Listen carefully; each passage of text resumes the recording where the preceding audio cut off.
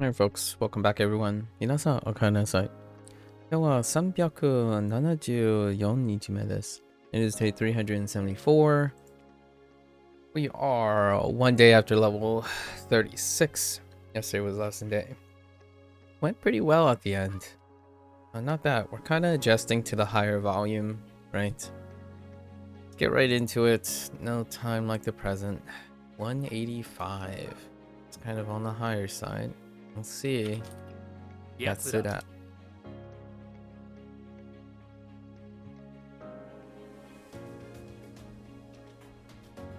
Umigame.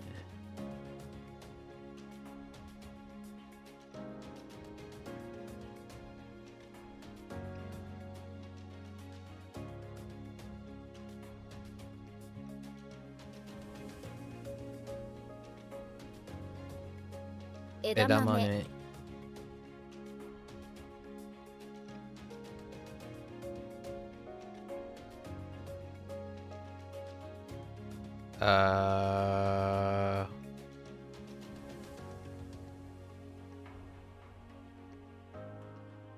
No.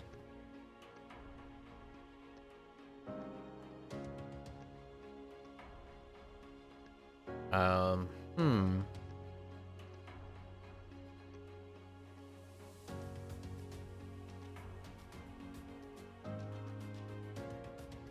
Carve.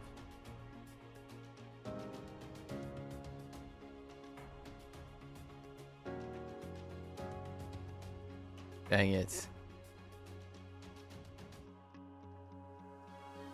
Oh, maybe it is. Ooh. Hmm.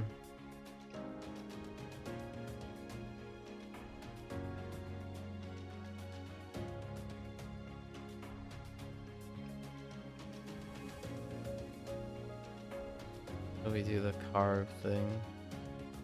Is it carve? It is carve.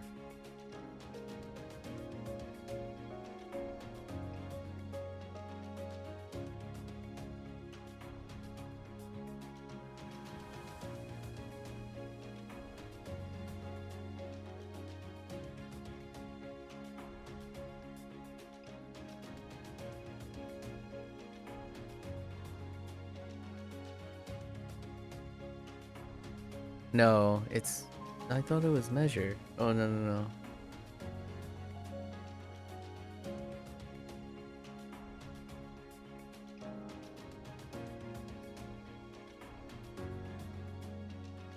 Remember.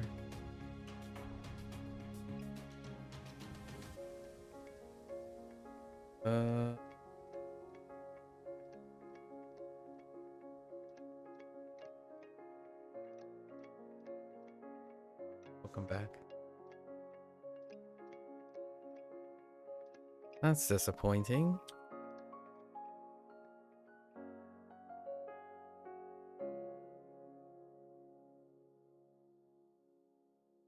Oyako donburi.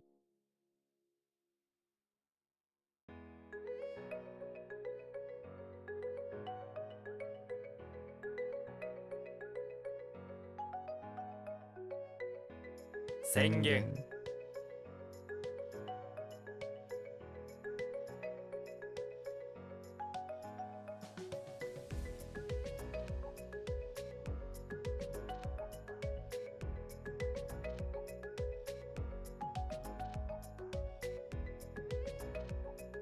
Ichijirushi.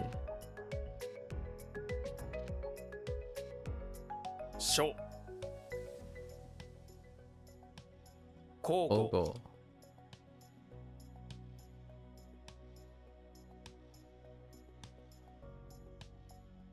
Byosho.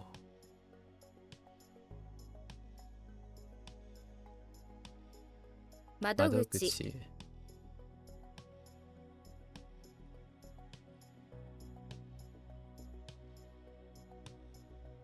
Sato.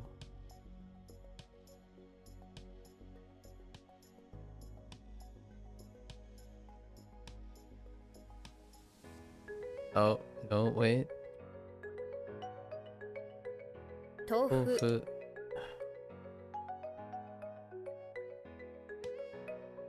Right? Oops, no E.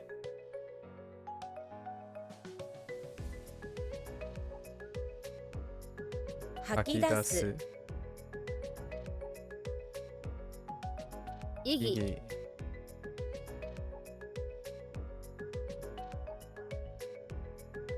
異常。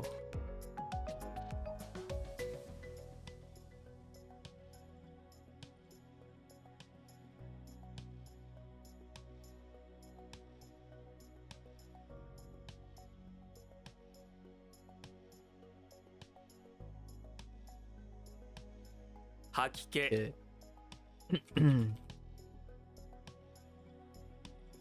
垂らす。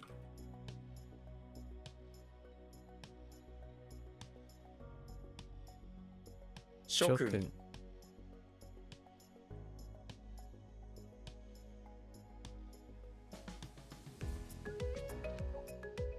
誤算。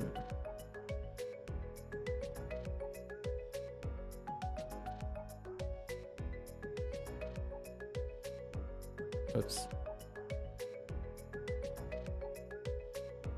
I just want to ask this about our Discord conversation. How often would you say your interaction deal with people in that transition phase? Probably like 90% of the time. If you're talking about like online things. Honestly, I don't think I've ever left that because before this was school, right? Before this was university, which is still the transition phase. And then before that was I was part of that transition phase. So not hasn't really been outside that for a very long time now. 尊い。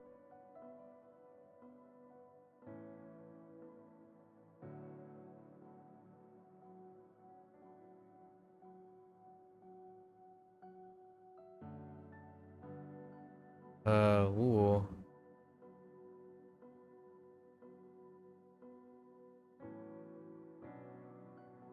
Huh. I thought this was...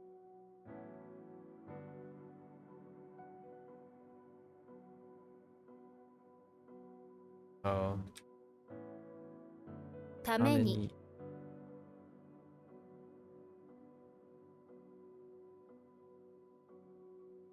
Is that age a sort of gold mine for potential? Not particularly. Not in these days. I don't really know when it comes to potential.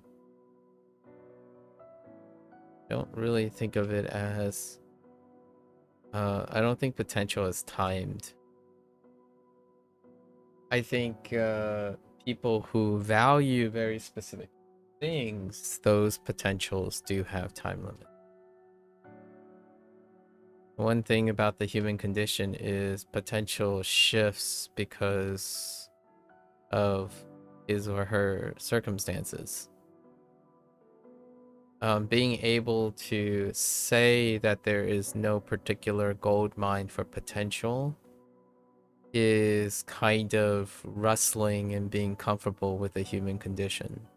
So if you're consistently thinking about a very specific time period for human potential, then it can one could argue that is where your mind is right now, and it's healthy, right? If it's aligned with the present, or it moves along with you. So like if you were to ask me what is the age of gold mine for potential, it would be my age. Like a person who's content and not like outward looking like across the time.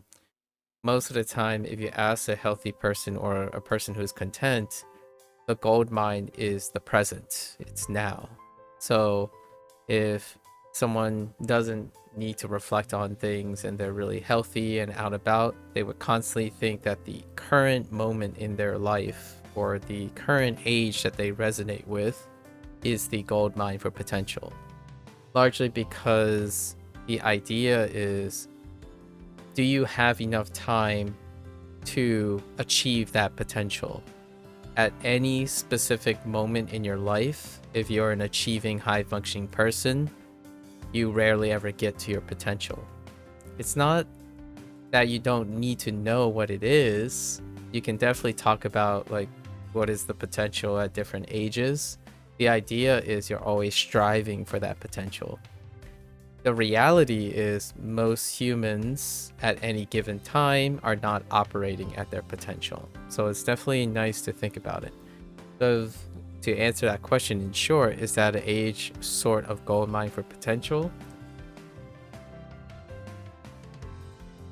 That is the current age. The transition period is the current age where potential is often seen as clouded as possible. So potential is a wonderful thing where when things are clouded, right? When things are clouded,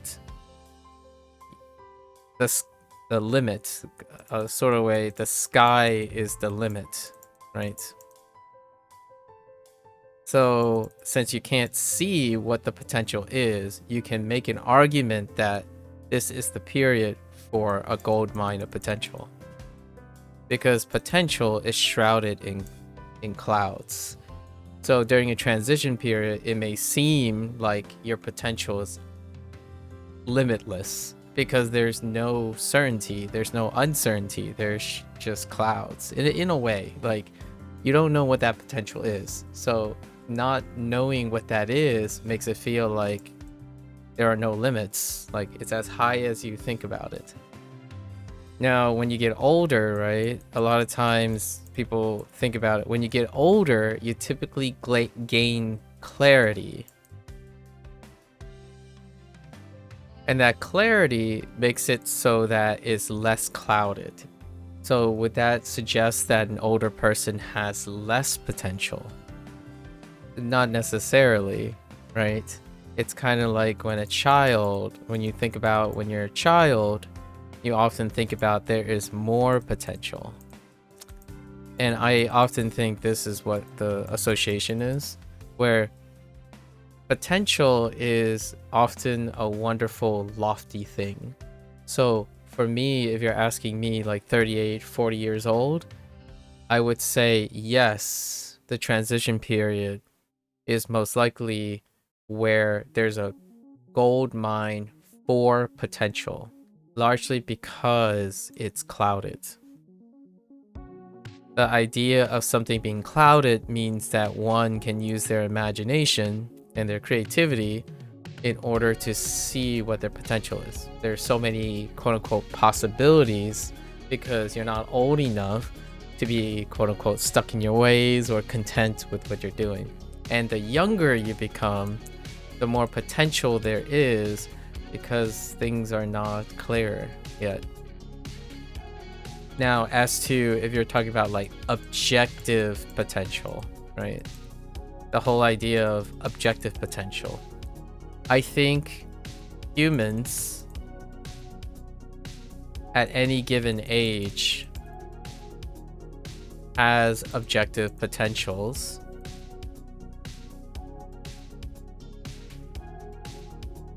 That may overlap, but generally speaking, they don't overlap.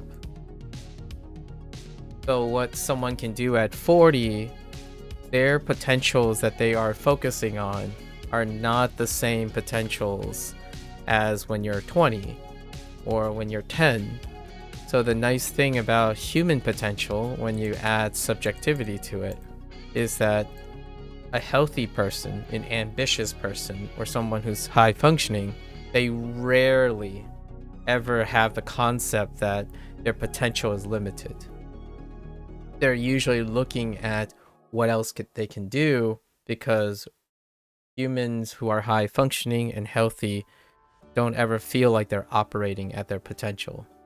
And that's kind of like the life situation. The condition is that each waking moment, you're looking for reaching your potential, but life strings you along And that is beautiful in a way. Like, you may never reach your maximum potential, but that's kind of the romantic thing about being human. You don't ever reach your potential. You have fun continuously trying to maximize your potential. At my age, is there any opportunities to utilize some potential you had that now is unavailable to utilize? Plenty of them. Tons of them. But since I have an unavailability to utilize them, one of the biggest things to be unable to utilize them is time. Time is the greater factor in recognizing a potential for someone. So if I spend time, like if I bottleneck myself, right? When you're thinking about potential that are unavailable, that's not due to time, so not due to time, then you would be adding an additional limiter. So say you can make an idea of physical, you can make an argument of physical. This is a very characteristic thing. And you believe that physical, when you get older, it limits your potential, right? So now you have two things. Now you have one thing and two things limiting your potential, right? So for myself, like personally, right, at my age, I don't have time for this. Time is greater than my physical limitations. So like that means I don't worry about physical limitations. I don't have time to do that. So instead, when you're saying, is there opportunities to utilize some potential I had that now is unavailable to utilize? All of it. Everything. There are so many things in my 20s that I can't utilize, like do anymore. But I don't have time for that. Like I don't have time to worry about my 20s. Like, oh, I can't run, let's say, like physical things. Yeah, so like the obvious thing is what I'm saying here is every human being has so much potential, like enough. I'm going to say enough potential. Every human being at every single time point in their life has enough potential in which time becomes the problem as opposed to something else. So when you're thinking about, oh, I can never go and become a triathlete to be a world record holder. Like, okay, you can spend most of your time worrying about that and thinking about that because you can never reach that potential anymore. Or if you like running, you can still reach a higher potential than you have done before at your current age. So you can still make an argument like, okay, well, that doesn't matter. Physical is important to me. So you can still do that. Now you're juggling two things. So what is it 30 compared to other 30s? Or what is your 30 compared to your... The thing is that the thing about age is time doesn't wait for anyone. So for myself, I rarely think about the things I can't do anymore in my 20s or my 10s because there's no time to think about that. You have so many other things that you want to do, you should be able to do, right? So in ways of this is how positive reinforcement works. So what if I can't be the fastest sprinter ever because I'm no longer in my 20s, right? I could do so many other things that require my thought and time. So this is, what is this one? This is like being stuck in your past. Stuck in past. So if I had to give like a specific advice, the question you're asking is really important to me if you're using it to figure out what kind of person you're talking to, right? Like, I know this is kind of like inceptional a little bit because I'm talking about my response. My response is the type of response that I look in others, because when I answer, it's not a stupid question. It's a very important question I do ask myself each and every day. Do I ask myself, like when I'm asked like, oh, but you'll never be good enough. And I'm like, am I asking myself this question? does it matter if I'm ever going to be good enough for like other people or for like the potential question? My first thought is, in order to know what your maximum potential is while not doing something, you would have to compare yourself to someone else, right? So like, who is the smartest person in their 30s or in their 40s? How smart is the average person, or how productive is the average person in their 40s? Now, you can ask that because you're talking to someone else, right? Now it's a conversation between two people. If you're asking me about a conversation with myself, instead of looking at how smart I can be, I have to ask myself, how smart am I now? Because I don't care how smart I can be if it is so far away that whatever I do now, I'm smarter than the person I am yesterday. So that is why it's not a stupid question. It is a question that has a lot of answers, and some of them might make the question relatively like silly sounding, because to me that question is kind of a bit trivial in a way, largely because each and every day, if you're really worried about potential, think about all the potential you're leaving on the table due to time, right? Like, for example, I'm sure you're not at the health of your potential. I'm sure you're not at the fitness of your potential. I'm sure you're not at the sleep of your potential. The eating, that's different from health, right? Your learning, your mental health. There's so, and I'm only listing the life skills, right? This is the life skills. The life skill that I'm exercising is the human condition. So the question is, if you're asking me, right, like if someone asks me, what is a gold mine of potential? And I'm like, what do you care about? Because if you care about money, yeah, that's also a limitless potential. Like you can frame yourself in money. Sure, your net worth, right? Your net worth is a potential. But my thought is, okay, if you're asking me if you've reached your potential, like, oh man, I can never be as good as I was yesterday. It's like, are you sure about that? How's your mental health? Have you learned something new recently? Because if you learn something new, no matter what, you can't be better than you did before, right? If you're learning something, by default, that is something you don't know. So you can't possibly have been better before. The things you're learning literally is zero.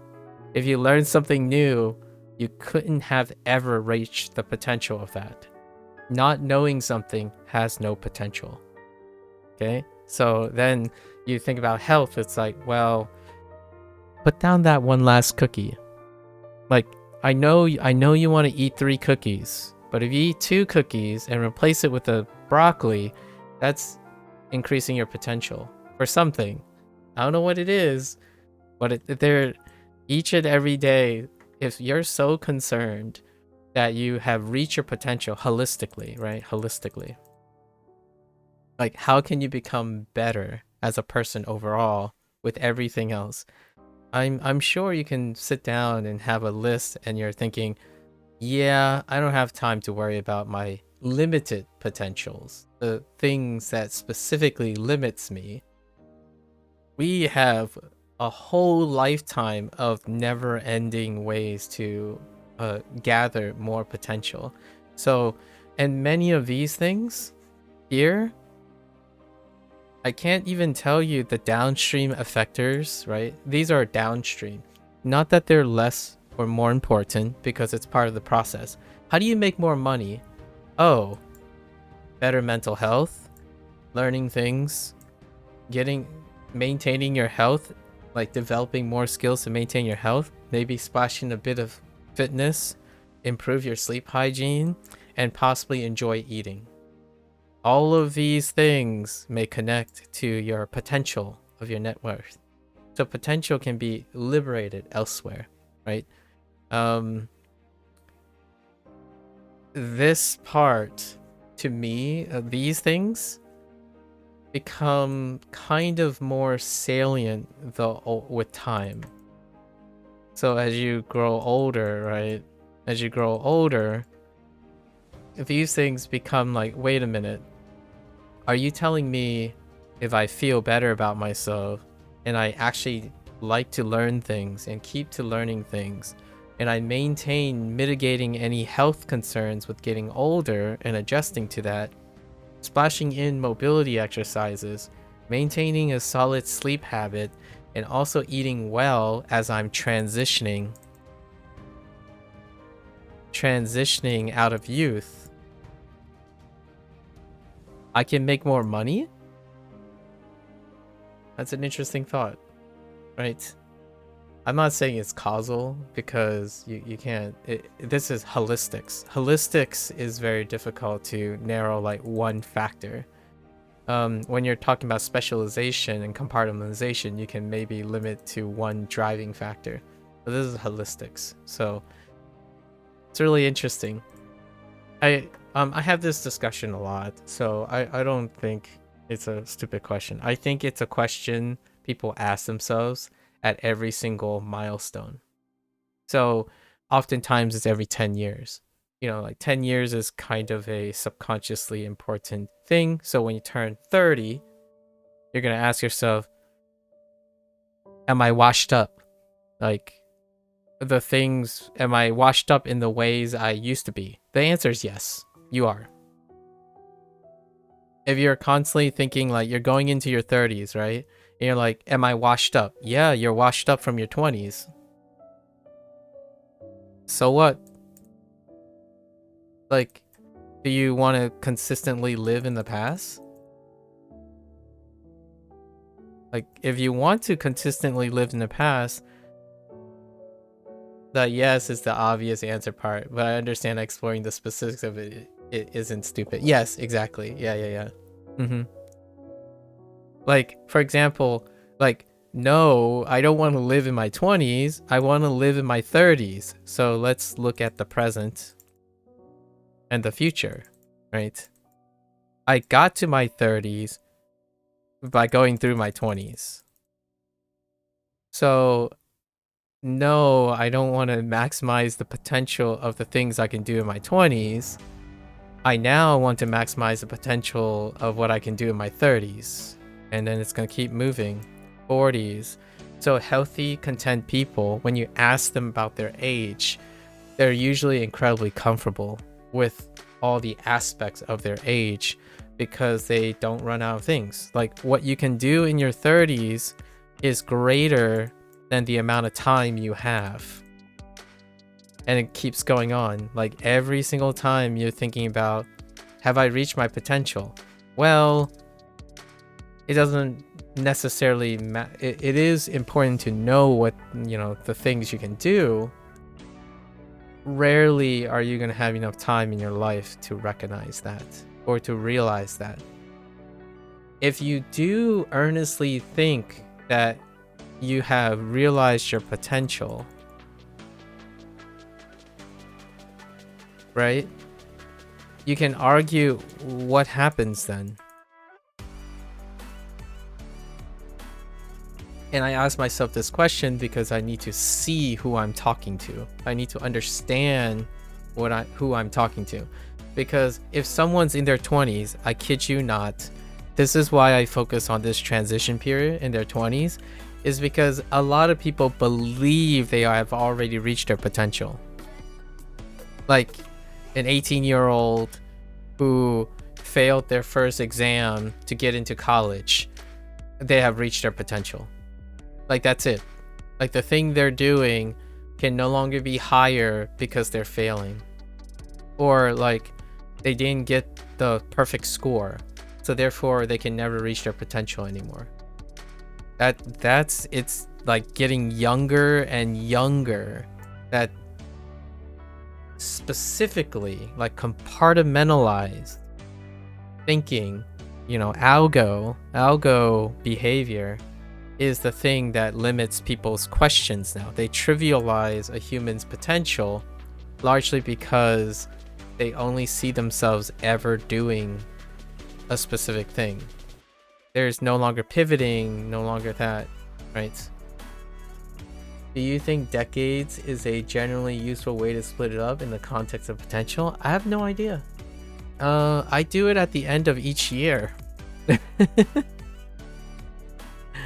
I think for it's your choice.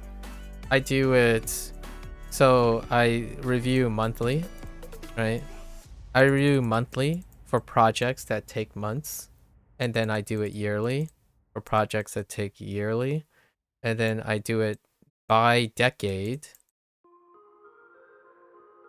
So not 5 decades, 5 years, 5-year plans, and then 10-year plans. And the reason why I separated this way is because when I grew up, those are my distances. 5-year plans was a social environmental benchmark. So every 5 years, I would say not even 20s and 30s, but more like 20, 25, 30 for myself personally. I can explain to myself why it is useful for me to split it up that way. And for what I think is based on what I have adjusted myself to. Now, for what someone else thinks, it requires that they understand what their profession or whatever they're doing requires that adjustment, right? So it could be 3 years for someone. It could be every 2 years for someone. The idea is that you find your distance that creates not a limited potential, but a forward positive potential. So in the context of potential, it's kind of humorous because potential means it's naturally uncertain in a way. So you want to preserve, if I had to have a gold standard, you view context of time in a manner that you can see that you still have potential. Because when you think you're at the limit of your potential, what exactly happens? It means you stop trying. What does stop trying mean to me? You stop living. And to me, if I had a foundational thing that I say each human must have, they must have a drive to live. Like, that is inevitable. Like, they must have a drive to live. And one of the factors is in potential. Obviously, there are other things that contribute to this drive. And I'm not saying it's the only thing. And it's not 100%, obviously. What is another way to live? Like, right now we're only focused on potential. What's another way to live? Posterity. Posterity is legacy. That's when people get older, really get older. Legacy and posterity. Posterity, the difference between posterity and legacy is posterity is handing down something. Like, for me, it's the act of handing down something. Yes, that sounds like legacy, but legacy is something you built. Like, you built in prior to you. So the perspective is a little different. Like, legacy can be for posterity. So like a kid, children, grandchildren, people like your friends, that's posterity. You're looking to hand off things to them. So that's another motivation to keep on trying, right?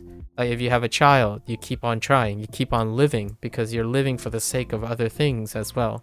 So potential is not the only source of driving or living. However, it is something that contributes to stop trying, right? And then in life, like in 30s, 40s, there are other events that keep you to keep on living, right?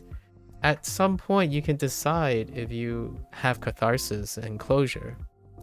Personally, for myself, I think I'll be kicking and screaming until I'm until I die of old age or cancer or something. Like that's my romantic thing. I want to keep my aspect of potential in my life, austerity, and legacy. I do want those three things. I want to constantly strive for my personal potential, the aspects of my personal potential. Austerity, any person who's younger than me, basically like a student, like that's why I focus on transition periods, because I want an element of me to be involved in posterity. Like those people's success, I want to be involved in that success. So that gives me the element of elevating my own potential. These things are related to each other. To build great legacy and satisfying legacy, it requires that you recognize your own potential and that you have posterity in mind. That's all of the things put together. Potential, posterity is outward looking, potential is inward looking, and legacy is muted. Legacy is a balance of outward looking and inward looking. So like the things you literally have done, the books you've written, the artwork you've produced, the languages, the speeches you've given, that's legacy. And both legacy is both for posterity and recognizing your potential. So these things are inherently, in my opinion, necessary for someone to be healthy and high functioning. At least in my opinion. Actually, I imagine... Wait. Do you think... Okay, actually, I imagine you're saying it depends on the scope and focus of your potential. Yes. And I wonder if our numbering system separating in multiples of tens has a big effect on how people approach things like their potential. Probably. I think it's holistically involved, right? And then the idea of an adaptive human is they would adapt to it, hopefully. And then I guess literally you meant the stop trying thing. Hopefully I addressed that. You don't literally always stop trying because of one thing, but I would say if I had to take an accounting, recognizing one's potential, obviously never a stupid question to recognize that. And then I already mentioned posterity, and legacy, right? There are a few more. Closure is one, right? New beginnings, so beginnings is another, right? Posterity is usually the relational aspect. Potential is like inward looking. Legacy is often objective. Like I'm like not trying to say it is only this, but one of the drivers. Closure is completion, right? And closure does relate to legacy. And beginnings is like youthful. So beginnings deal with like concepts of learning and having more things to learn, right? You're starting new beginnings. So these things deal with a cycle of where one ends, there's a new beginning. So all of these 5 things, in my opinion, I'm going to say at least account for 50% of people's willingness to live. It's a big generalization, but I would say at least 50% of this, if these are in the plus zone, like you've already formed a routine, like some sort of habit routine that you can recognize there's potential to be gotten, that you're interested in your own posterity, as in handing things literally or impacting the following generation, building a legacy in which other people can see objectively or subjectively, and you registering and creating that legacy, and then finding closure in endings and starting new things while you're closing off other things.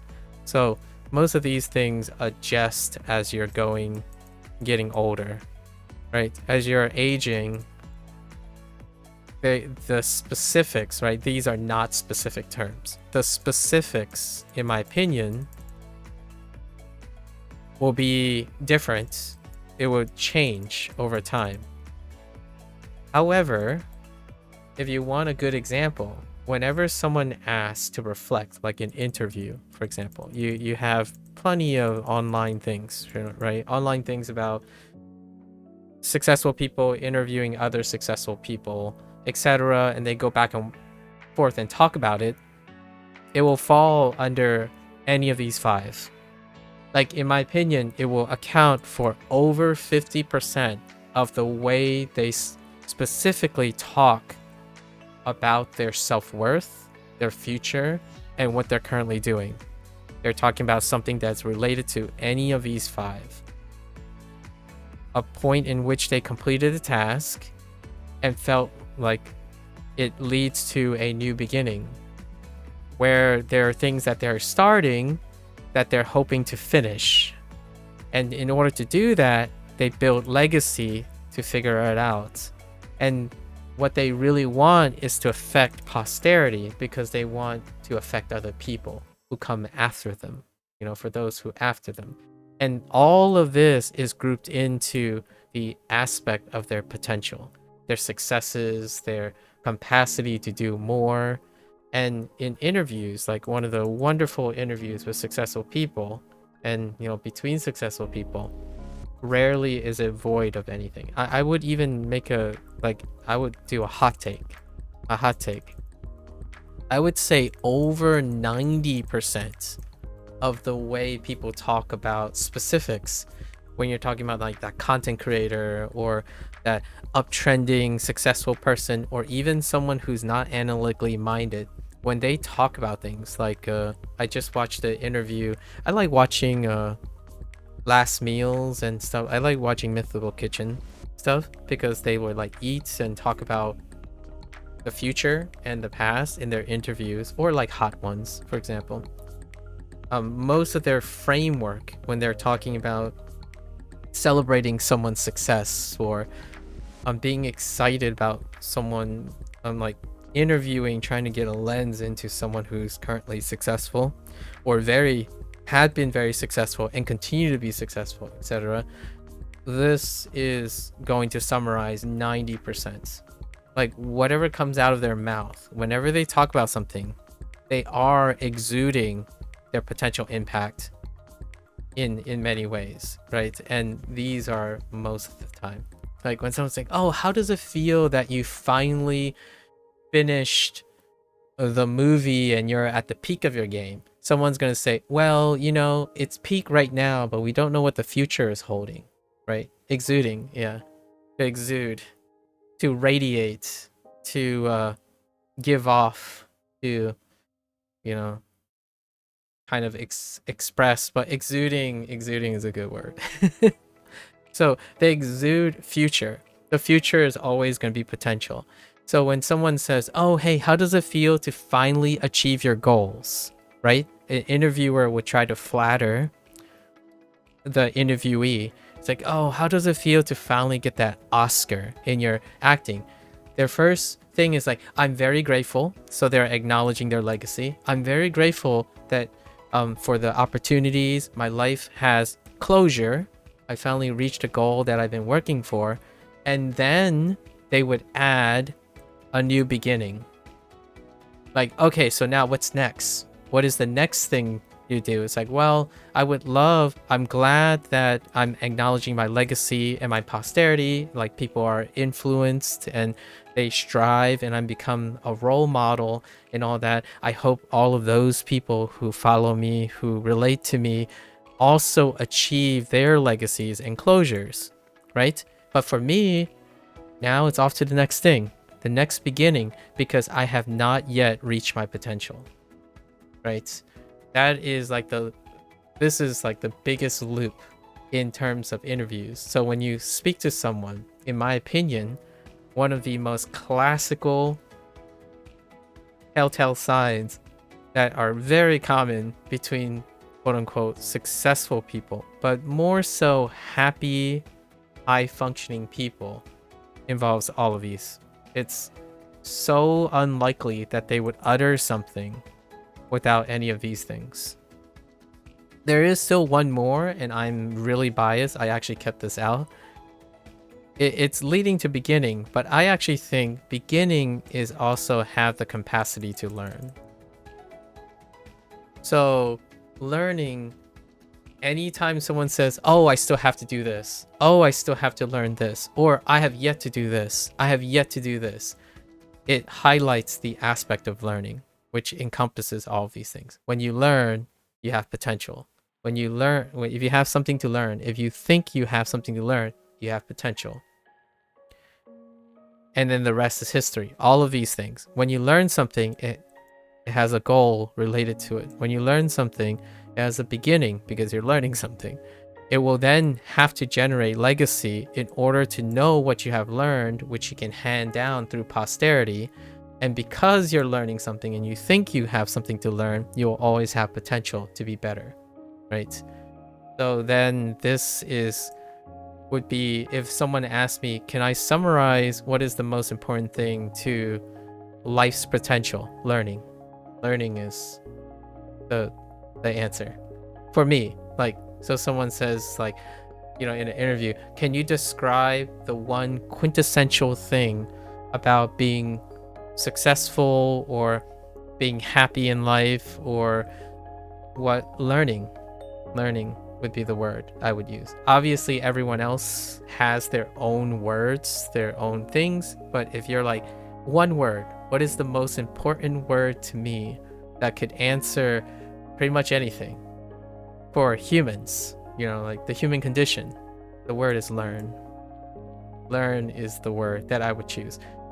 It would be really fun, like as an interviewer, say I start up a podcast or a project to try to get at the answer for posterity and happiness and potential.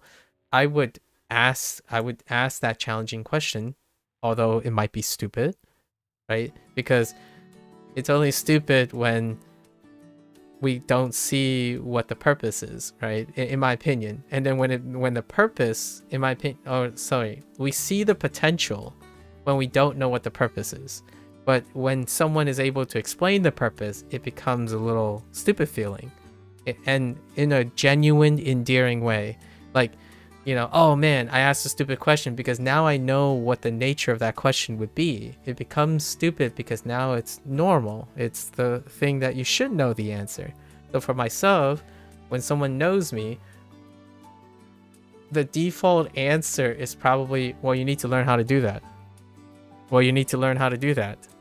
Or you need to learn this. It's like, I'm really depressed. Well, you need to learn a little bit about depression. And it's like, well, how do I get a solution? You need to learn a little bit about it.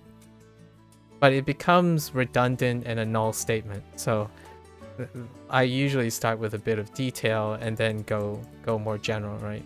I think everything stems, in my opinion, from if you think you have reached your potential, ask yourself, what can you learn today? If you immediately can't think of something, there are more problems that can be solved, but you have to address your capacity to learn first. So learning is for me is a no-brainer. It's the one thing that can answer those questions. If you have nothing more to learn, then yes, you have reached your potential, right? If you have no more to learn, then you can't pass on anything new for posterity. If you have no more things to learn, you cannot develop more legacy anymore. And legacy is the most objective thing that you have in life. In my opinion, one of the most, I would say, accounts for 50% of people's capacity to be objective about their life. It's legacy. Everything you have built, literally have done, that is your legacy, right? How much that legacy is worth is dependent on posterity, because other people have to inherit your legacy. They have to follow your legacy. They have to be inspired by your legacy. That creates posterity, right? However, legacy has closure. When you complete something, it's permanently in the record books, right? However, you don't have to stop there, right? Legacy ends. Like when you finish that book, that's in legacy. It can be transformative because you continue to have new beginnings, right? You could add more to the legacy. Then it doesn't, then where one book ends, the next book starts. That kind of thing. Yeah. So to me, when you watch interviews, like maybe your local hero or someone who you're parasocially having connected to, their interviews really demonstrate, and I'm specifically highlighting certain types of personalities. There are plenty of other personalities out there, and I'm not as well versed in them. Like, for example, if you interview someone, like how often do you see an interview of someone celebratory and successful that is like, well, I'm garbage. I can never be as good as I was in 20 years old. Yeah, I'm pretty washed up. I can never do anything. I'm always self-pitying myself because I can never do something new. Nothing is as exciting as I was when I was a teenager. That type of thing, like if you hear that type of thing, you know where you are. Like you know what type of environment that type of interview is happening. It's probably about mental health. Like it's probably about someone who's doing really well trying to help someone who's not doing so well. Right? Like it's probably a candid situation where someone is seeking help and wanting to raise awareness. Right? So whenever you think about someone like that, they're actually not even talking. They're honestly, when you think about like your potential, they're not even focused on potential either. They believe their potential is limited. But the source of all of this is not whether they literally have limited potential or not. It's how they feel. Right? There's other things. There's pity. There's external factors like the lack of legacy. So all those 5 things still comes in. When you feel like you're at your limits, then there is a lack of legacy, a lack of posterity. Remember, posterity is the relational things. So if you have few relations, you have no reason to feel like you have no reason to have potential if you lack any of these things. If you lack legacy, you have no motivation to objectively do anything. Right? Like there's nothing you're building. You don't want to create anything. There's a complete lack of legacy. And when you literally lack legacy, as in you haven't written anything or done anything previously, then it will give you the idea that you have no potential. If you have no closure, then you don't get wins to think that you have more potential. If you don't like beginning anymore, like beginning new things, like pivoting, you still feel like you lack potential. And the reason why all of these are kind of like going in the same direction is because they're all related. So I'm not saying any particular one thing is super strong. Like if you lack beginnings, then you will have fewer closures. If you lack legacy, then you obviously lack closure and lack new beginnings, because you need to begin and start to build legacy. That's the same with posterity. So they all reinforce each other. They all go in the same direction, right? And I don't see them as separated. So if someone asks me, have you reached your potential? I'm talking about all of these things. My response will include all of these things. And when someone asks a successful person, usually a successful person who's like hopping or in trend, which is the nature of the algorithm, you want content that is motivating and exciting and forward-looking. All those individuals will rarely ever say there's a lack in any of those 5 things. And then if you only have time to like, if the person only like speedrunning an interview, if they ask, to me it boils down to they have something to learn, they have something to achieve, they have something to work on. Even they are very grateful and appreciate all the things that happened before, which leads them to the next project, the next thing. So yeah, you don't spend time looking at all the things you no longer can have or may not have. You're not focused on FOMO, right? FOMO, the way someone says things is like, oh yeah, I'm looking forward to starting my next project. This is what I think. If I can take all the experience that I have and I'm looking forward to these things, I can't experience FOMO. There's not enough time. People still experience FOMO. The idea is you don't give it the time of day to outweigh everything else. So limited potential is usually due to FOMO, right? Like one of the biggest drivers is FOMO. So the moment you think about FOMO, in my opinion, and it dominates the rest of the things, yeah. What would you call FOMO for past experiences? Nostalgia?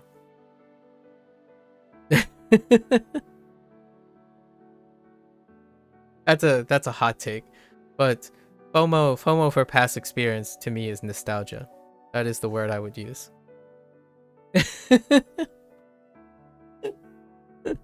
Yeah, nostalgia. So if you're constantly nostalgic, like I let's balance it, right? Let's balance it. I need to be more realistic about this. So I only talked about the positive things, right? We talked about posterity, right? Potential. Potential is kind of like a bit, I like to weigh it as a positive thing because that's my deal. So we talked about these 5 things, right? Beginnings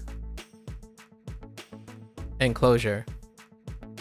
Now let's try to balance it out. So what are the opposite effects? The other things you need to balance. FOMO, nostalgia,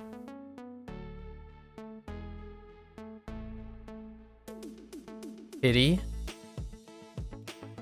And pity is kind of like, pity is my kind of backwards way of thinking about the potential.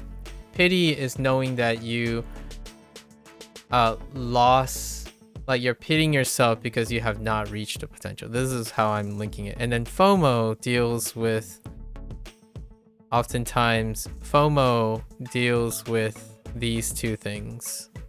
And then nostalgia still continues to deal with these 2 things, right? Now for beginning and closure, right? Beginning and closure is uncertainty.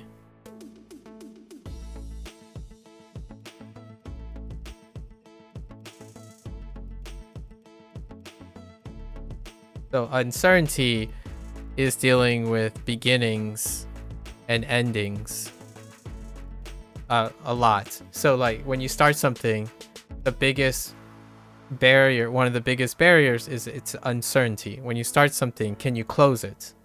Can you finish something you start? That's uncertainty, right? We still need legacy. Oh, legacy is value. And value is kind of a bit, but usually when I think of value, it's more like worth. The word is worth, and that deals with legacy. And then posterity. So these are the balancing, I would say. Often if I had to characterize, if you have 2 different archetypes and they're at each end, remember this is a number line, so you can be any mix of this and at varying degrees. But if I would say at the opposite end, at the other opposite end of the pole, when you're talking about someone who is concerning to me, someone who is maybe potentially struggling versus someone who is high functioning. Maybe more like tolerating, but still successful. By the way, you can still be quote unquote successful outside in both these cases. Tolerating is when someone asks a question, it's like, oh yeah, man, if only I, someone's successful, say they're a millionaire. It's like, oh man, but you know, in an interview, someone say so if you were to go back and do something, like, if what do you feel about your legacy of becoming a millionaire? Their first thing that comes out of their mouth is something like, well, you know, when I think back, I kind of regret not doing this because I wouldn't just be a millionaire, I would be a billionaire. FOMO. Immediately. And it's like, man, you know what? I really liked when I was earning money and like, you know, the hard-earned money, but I wished I earned more money. And then therefore, like, right now, if I had billions of dollars, I could do so much more than you millions of dollars. Pity, nostalgia, and FOMO.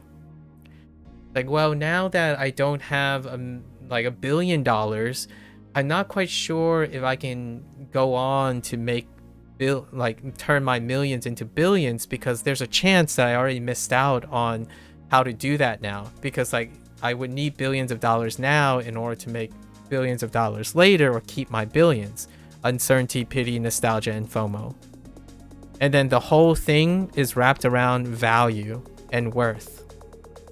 So you can still have people that have this interview.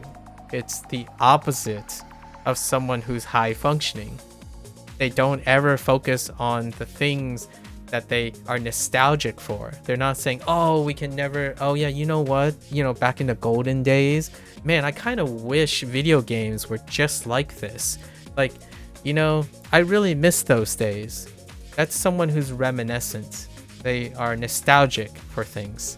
And they feel like whenever they open their mouth, when they talk about posterity, right? When they talk about posterity for other people, they're constantly talking about how people today are missing out.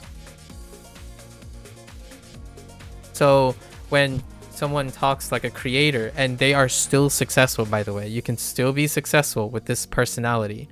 You talk to someone, it's like, hey, so what do you think is your greatest contribution to the world? And they would say, well, you know, I've done a lot of things over my life, but man, if only I could like go back in time and bring those things so that the new people in the in the future generation can really appreciate what I've done and the things that people have done in the past for them. Yeah, that's backwards looking. So you can still sound very respectful and stuff, but constantly backwards looking. You carry your FOMO and you imbue FOMO for the future. And there are successful people. Tolerated people are grifters. For example, they're successful grifters. Like, hey, don't learn like me, right? This is what the internet to me, the substantial amount of the internet uses this tactic, which is to use FOMO, nostalgia, self-pity, uncertainty of the future, and the value system, a static value system, in order to get someone to live or do something. And I know you might be thinking, well, it's not really living if you're driven by FOMO, nostalgia, pity, uncertainty, and worth. It's like, I understand, because this is what the algo does. This is what grifters do online. Like, it causes people to do something, like pay for something, in hoping for addressing FOMO, nostalgia, pity, uncertainty, and value. What is that? Video game remakes. Video game remix is FOMO, nostalgia, pity, and uncertainty. Buying a subscription to a limited time edition of something. Collecting something with limited value or limited availability. Right? Storing things that you think are going to be worth more value later. These things are what I feel are the substantial amount of things that occur now. So most of this stuff is what I think when someone asks me a question, what about potential? Like this is how so we're going to connect it back to the first question you asked, Procol. What about potential? The potential that I was trying to answer, I decided I think you're referring to all of these things. FOMO, nostalgia, pity, uncertainty, value, and worth. Those are the 5 things that when someone asks me, oh, what is it that you do? How do you stay motivated? Why do you stay motivated? And they're specifically hoping, in my opinion, that these topics come up. So I intentionally, and I'm gonna tell you, Procol, you're probably used to it by now, I intentionally focus on these things because these things are more interesting to someone who is living in this world. So I spend, and earnestly, I rarely ever think about FOMO, nostalgia, pity, uncertainty, and value. I don't have to do that. I can go online and do that from someone else. Like what I have access of, and remember, and hear me out. No, it's not one or the other. You don't like remove this. The goal is not to remove one of these things. The goal is to have both. You have to balance both. FOMO can drive posterity. Like these arrows show their relationship. So FOMO can drive posterity and legacy at any given point. These things are tied together. Pity can be a driver to want to increase your value or potential. My commentary here is to demonstrate that you can't have like only one. You can't only have potential without feeling uncertain, right? Because without the part of potential is because it is uncertain if you achieve that potential, or you could, or even can. And then when you start a beginning and closing off something, there is uncertainty in it. When you have posterity and legacy, you must also be able to evaluate the value and worth for yourself and other people. Your legacy is always going to be worth whatever it is that you think it's worth. At the same time, other people, posterity, is going to determine how much worth it is to them based on your legacy. So all of these things are tied up, right?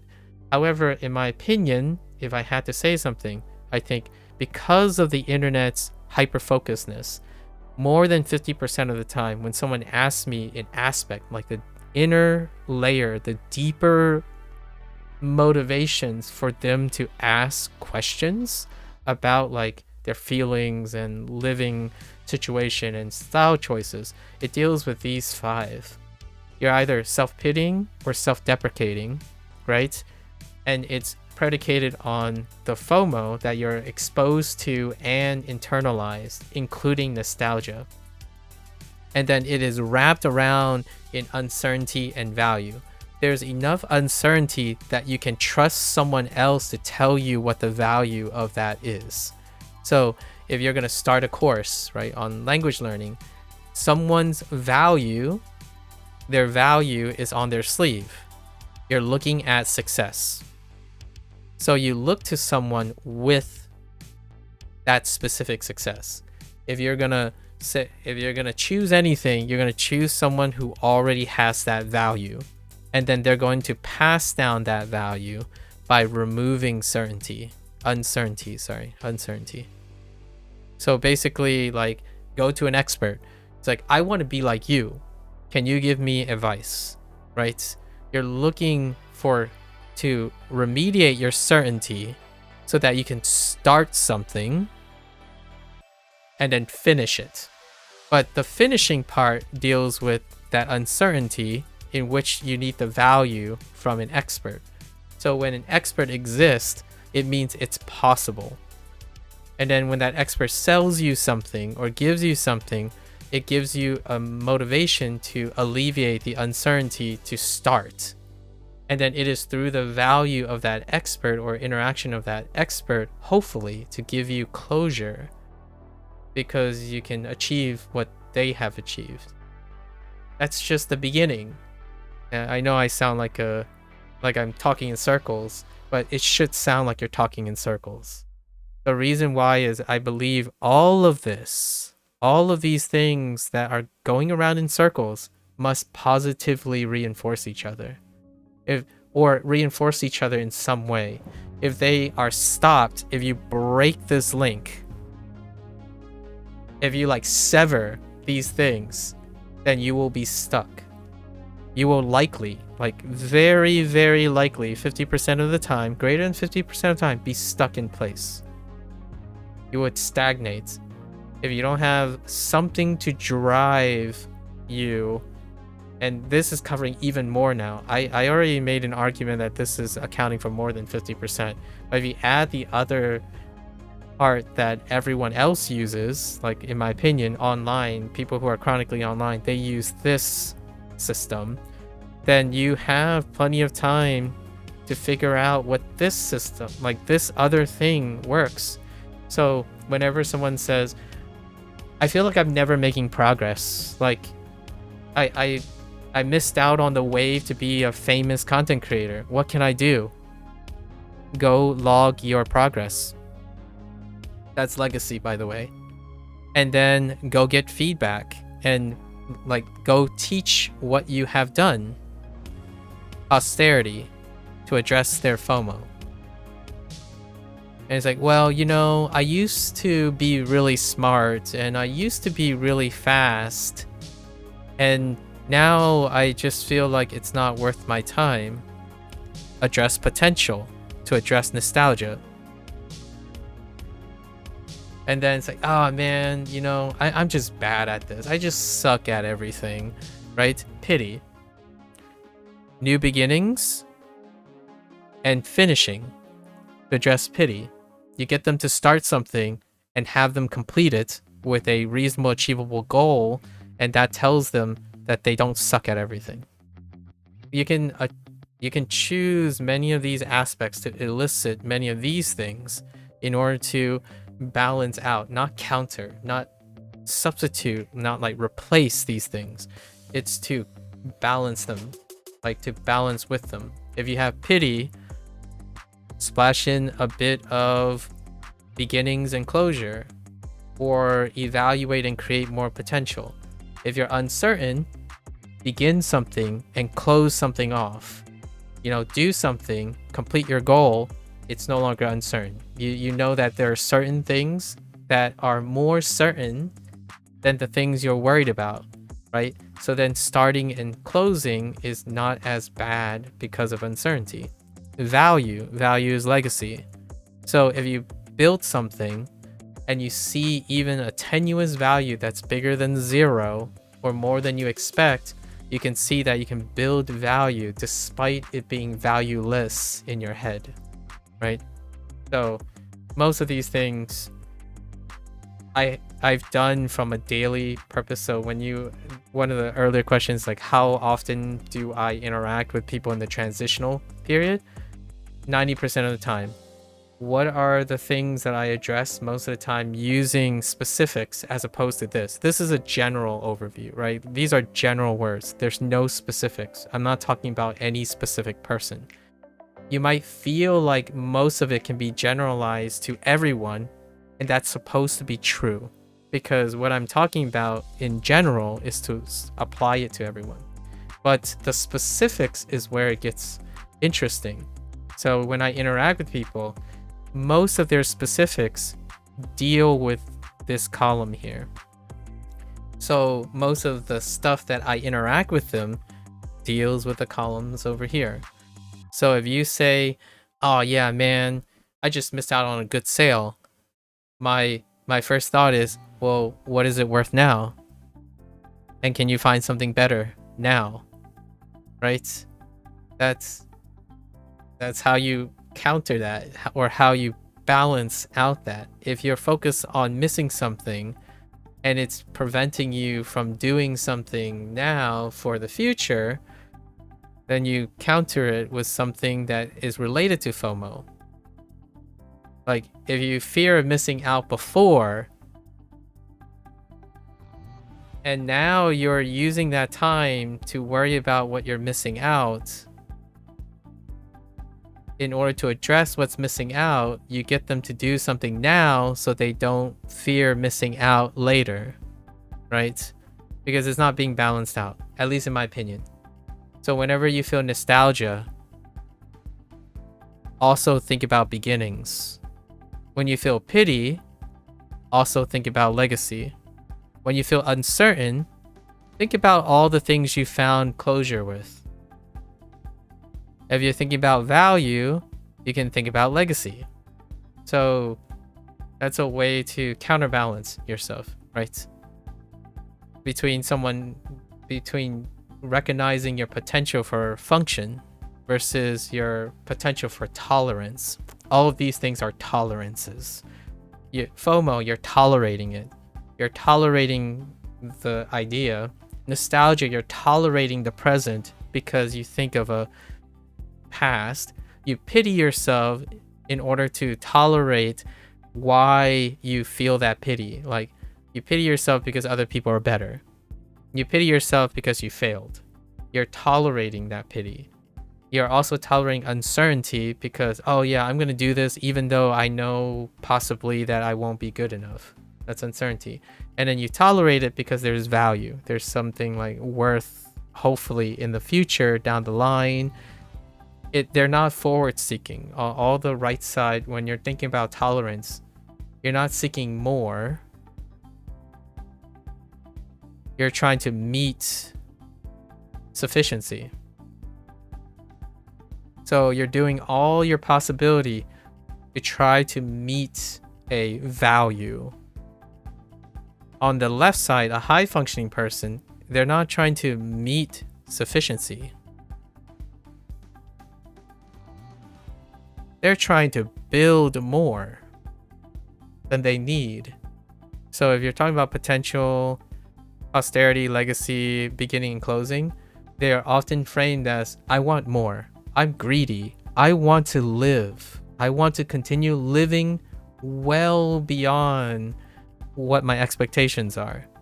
So with these things, you can approach uncertainty with contentment, like happiness, excitement. You can approach your pity like, well, that sucks. All right, we're going to move along and make myself feel better, because there's no time to wallow in pity. It's like, yeah, nostalgia is great and all, but I can do better. I can do better than nostalgia. I can take that nostalgia and make it even better. Then that becomes nostalgia. And then FOMO is like, why do I need to fear missing out when there's so many things already available to me to do now? Like, you don't have to fear missing out when there's plenty of things you are already present to you, right? I think the fear of missing out is the idea that you have no other options. Like, you have no other closure, no other legacy, no other potentials. Because that fear comes from the idea that if you miss that thing out, your world is going to be net negative. It's going to be overall, like, you missed out on the launch event of this video game. Now your world is just sucky. You don't like video games anymore. It's like, well, there's another video game launching tomorrow, the next week. There might be like 10 video games that you can start right now, right? When they launch. FOMO is countered by, I don't know, what's the opposite of fear of missing out? Usually I would say it's potential, but there should be a funny, like, coin phrase for counter FOMO, like anti FOMO. What the heck is anti FOMO? Hype, maybe. Or for me, it's learning, right? If you have something to learn, FOMO goes away. Actually, most of my answer is learning. So if someone says, how do you deal with FOMO? Find something to learn. That washes away, because ultimately time is the equalizer. So the more time you spend on something that gives you negative aspects imbalanced, you need to balance it, and then, or you want to strive to balance it and then continue, right? Anyways, I have yet to meet someone that doesn't have a balance in these things and is consistently happy or content. So whenever I talk to people, it's an opportunity to see how often they use any of these concepts. for myself, like I generalize people's comments and the nature of their comments in order to ascertain how healthy they are. So that's kind of like what I hope to do, maybe in a more semi-professional capacity in the future. Like, how do you become more effective at, quote unquote, more effective, consistent, right? Consistently effective at getting someone to do something like executive function stuff. Like, how do you get someone to pick up their axe and be like, I'm just gonna practice swinging an axe one day? And that's it's balancing those things. Rarely is it about trying to like make them not be themselves, right? I think that's one thing that I feel I have a big disagreement with a lot of individuals who sell the easy grift, right? The easy grift, which is a grift that's redundant. A grift is easy. When you grift someone, you attack their insecurities, which is what they're tolerating, and then you try to ask them to change all of that. Like, all of that is negative. It is something that you should just magically disappear. Like, how do you be successful? Stop being lazy. That's negative punishment, right? Rarely are grifts not focused on using punishment as the motivator, and most of those punishments line up with most of the tolerances. Like, how do you get someone to get a better grade? FOMO. If you don't get a better grade, then you'll miss out on good jobs. I mean, that still works. When I was growing up, you know, in a Chinese household, that's one of the techniques. My parents say, oh, you have to get good grades or else you're not going to get a good job. Negative punishment, right? It's also, and then when you get it and your job's not good enough, that's negative reinforcement.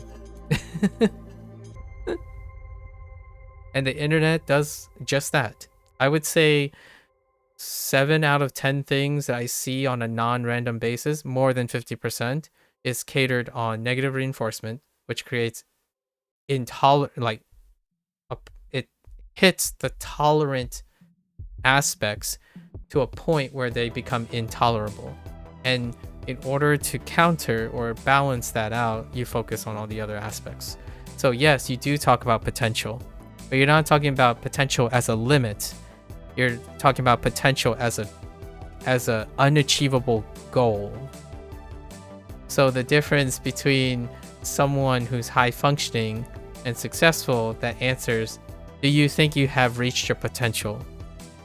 Do you think negative reinforcement is unstable? It's not sustainable.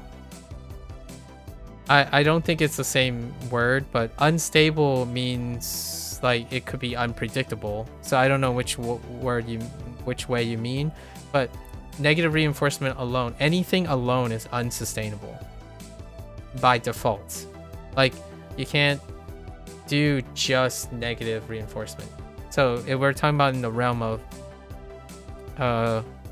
consistency, right? Like being consistent, sustainable, it's like the others. Negative reinforcement is not inherently bad. It requires the support of everything else, right? So negative reinforcement should be tied and also lead to positive reinforcement. You have negative punishment and positive punishment that can lead to negative reinforcement or positive reinforcement. The idea is that they all exist tied together.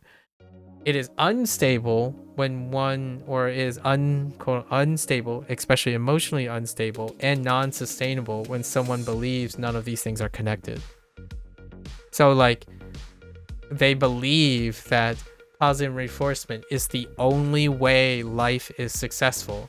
Then you lose out on quote-unquote FOMO. You have to tolerate negative reinforcement, punishment, a positive and negative punishment, right? So the idea is often any one thing, in my opinion, when it comes to these things, is not sufficient. Starting with one or the other, looking at the bottlenecks is great. So we think about bottlenecks, right? if we have 5 effectors, life when it comes to like mental health, especially mental health, it's often whichever is the weakest. So like you have this stuff, right? Then addressing this addresses unstable. Things that are unstable or non-sustainable. This is my opinion about fundamentals, about like quality of life things. I don't think people agree with, like, I'm not here to say that I have some universal answer to things. Other people will disagree with this. Typically, the value that you can gain from it is to think about, you're thinking about rate limiting, right? The potential, right? Rate limiting steps, which is if you heavily rely on negative reinforcement, then there's an imbalance to be addressed. So let's say if you really focus on negative reinforcement, this would be your negative reinforcement. And why is it unstable? Because everything else, there's something else that is limiting it, right? If you constantly focus on negative reinforcement, then where's your positive reinforcement? And then let's say you solve the positive reinforcement. Like, okay, that's good. So maybe overall you'll be happy, right? Over 50% negative reinforcement and positive reinforcement will solve that. And then suddenly one day you encounter something that requires punishment, or it tacks punishment.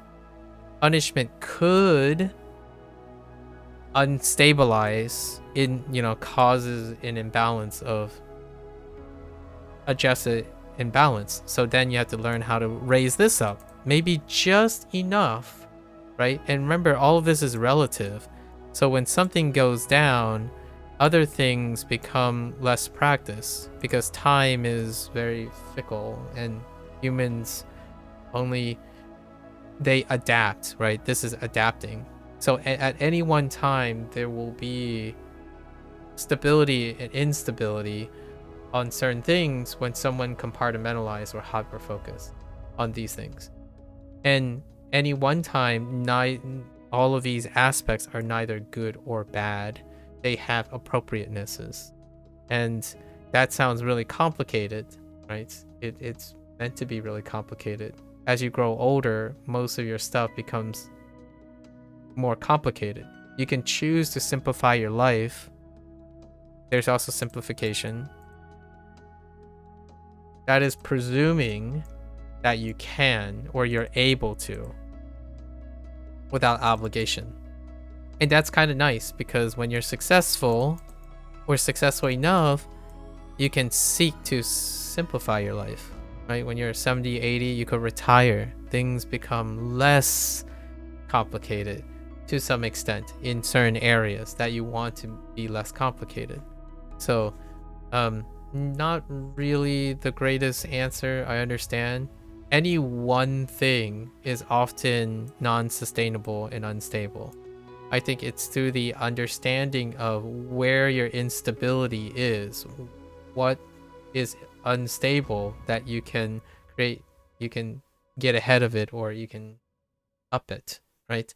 And then you can reach sufficiency. So there's, like, I'm using pluses and minuses, but generally speaking, there is often enough time. I would argue at the other end, there's enough time to be just good enough for most things, to tackle most things in your life. So what does that look like? I'm not saying a successful person has like 100% positive reinforcement. That is, I don't even know what kind of person that is. Like, I can't even it's so difficult for me to imagine someone who says something like, oh, what motivates you to do this? And everything that comes out of that person's mouth is positive reinforcement.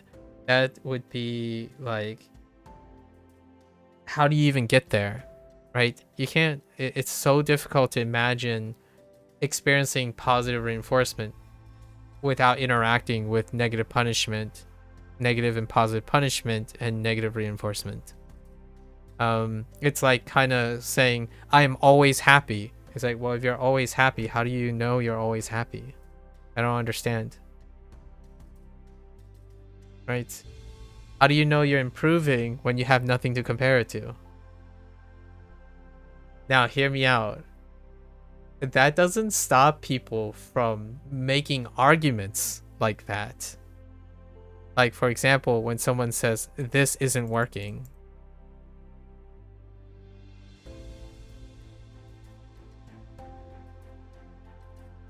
Right? Or this is not going to work. This isn't working, or this isn't gonna work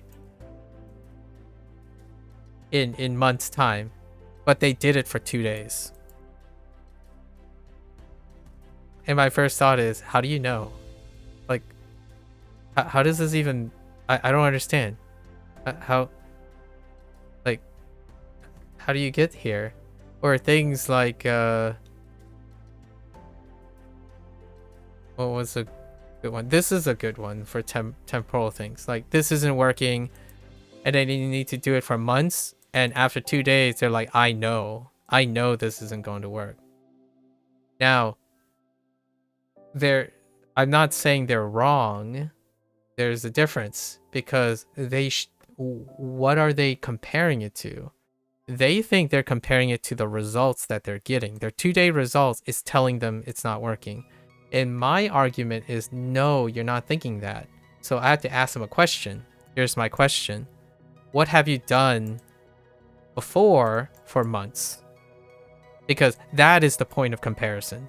You are comparing it to something you have done before for months. That's where you get the non-leap, well, it's still a leap of logic, but this is a closer comparison. That's the same as saying you're always happy. So if you don't experience sadness, what are you comparing your happiness to? And you can make an argument, okay, maybe they're comparing it to something that provides happiness. So now they're comparing two things that provide happiness, or whatever they define as happiness. That's a way to go about it. Usually though, when people say I'm happy, they would say they're not sad. I'm like, if you're always happy, how do you know you're sad? You're probably comparing something that is both happy and sad.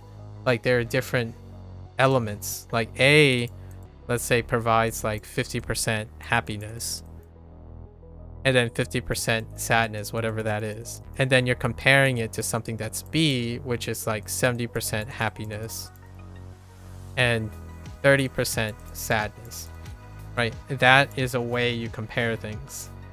In people's mind, that's not the same situation. And how does that relate? It relates to like the aspect of FOMO. What is contrasting with FOMO?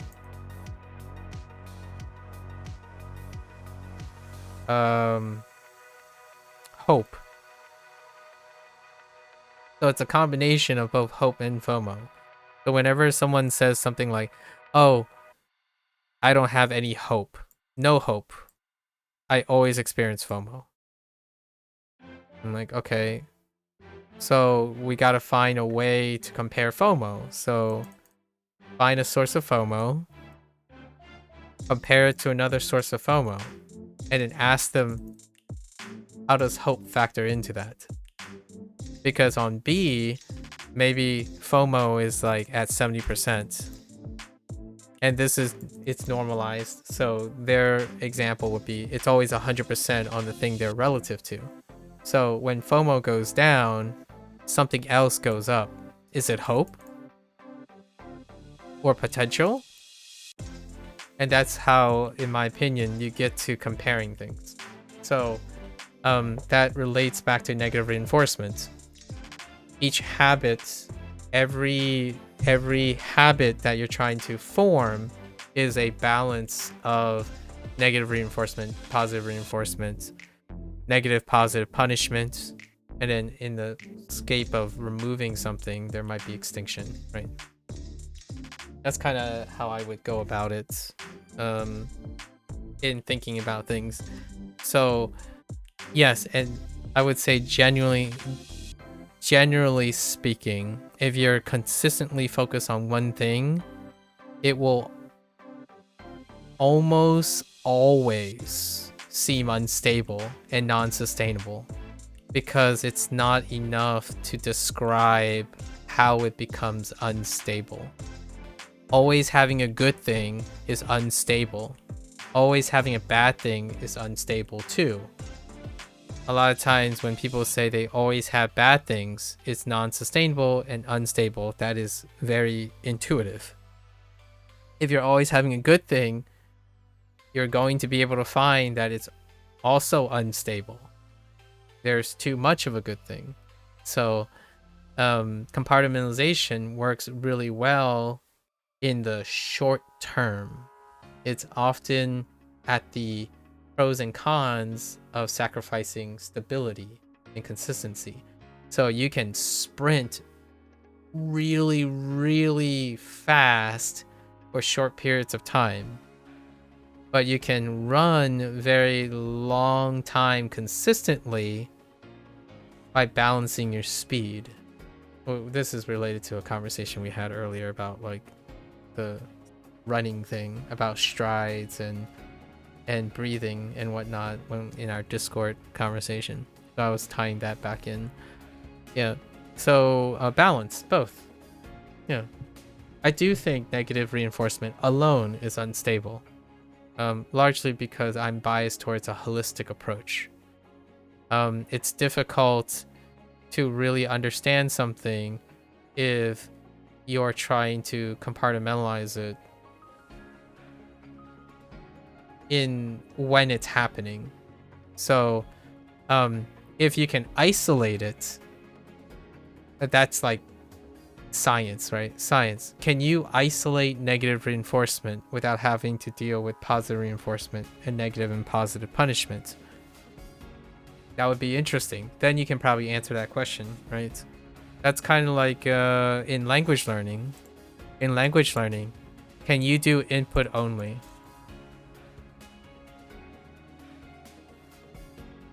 That's my gripe. Like, I have gripes with algo forwarded language learning tips and advice. Can you actually achieve input only? I mean, I can't. Like, I have problems I can't.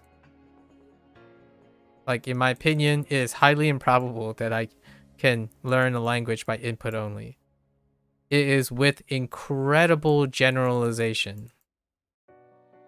You would have to generalize so hard. And it's not even the word that I would use because I'm using generalization, is why I can't do that. You would have to compartmentalize so hard in order to believe that language learning is input only, and that's sufficient. And remember, we're talking about sufficiency. I'm not talking about sufficiency. I'm talking about like greediness. It's crazy to think that something like this, language learning input only, and it's marketed, actually it's being spoken by the person as being, they're talking about sufficiency. So that's just enough if you're doing this, if you're compartmentalizing, right? That doesn't mean it's the best. Like, somehow algos speak and internet trending turn sufficiency into best. Those are two really, they're like at odds with each other a lot of times. When you think of best, you rarely am thinking about sufficient. And it's really awkward because I'm usually at the other end. I'm usually at the end of sufficiency. So I understand the theory or the proposition as demonstrating sufficiency, but somehow that become best.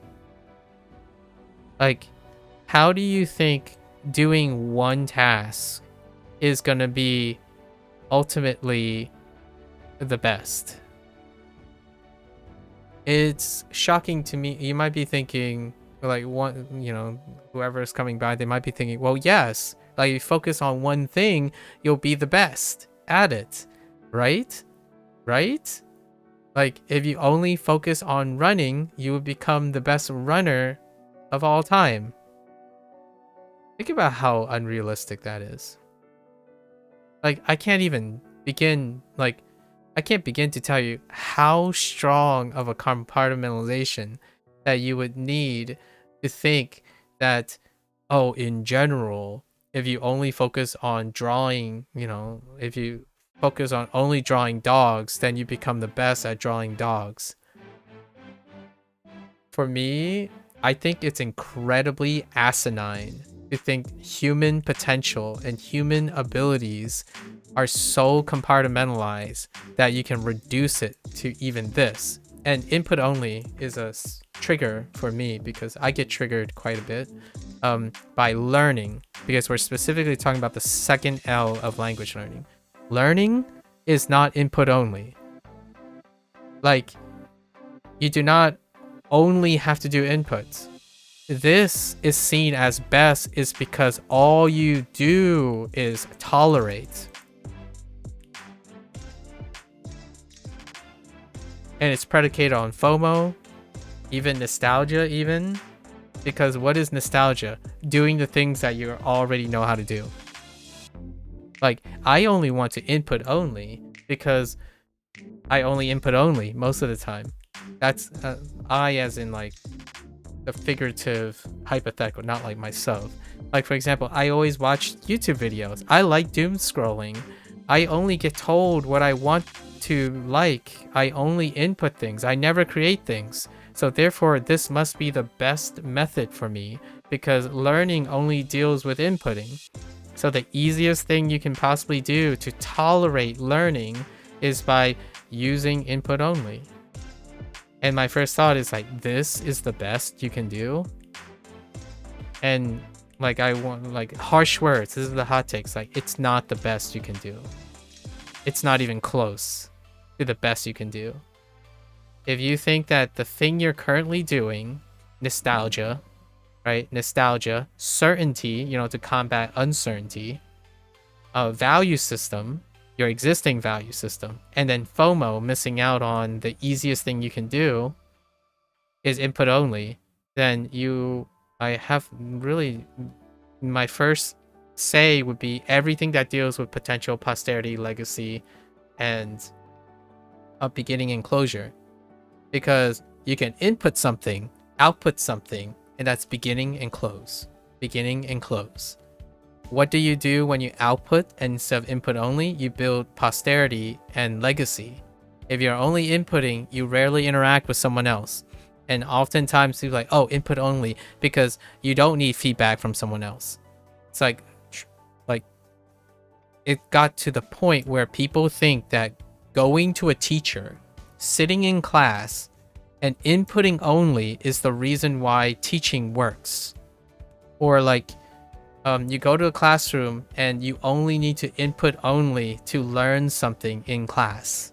You don't interact with the teacher, you don't ask questions, you don't answer their questions, you don't ask for feedback from them because you believe that in life, like the internet, you can just be told everything and somehow input only will magically make you competent at output.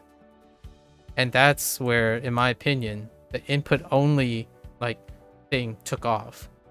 Like, feedback is not input only. Feedback requires output. Self-reflection requires output. So that is kind of a great, this is my current example of, if you know who you're talking to, then there's a chance you can expand their world if they want. But generally speaking, the uphill battle is compartmentalization nowadays. And not because it's inherently negative. I don't think input only is inherently negative. I don't think compartmentalization is inherently negative. I think there's an overrepresentation of it. So it's overrepresented. For example, if I ever meet someone who is like exclusively positive reinforcing, I would probably introduce some negative reinforcement. I was like, okay, I know that you're constantly optimistic and you everything you say always lead to meaningful things. What happens when you don't? Do you gain anything from that? Right? Honestly, though, when someone is relying solely on one thing, they're more likely to present problems anyways.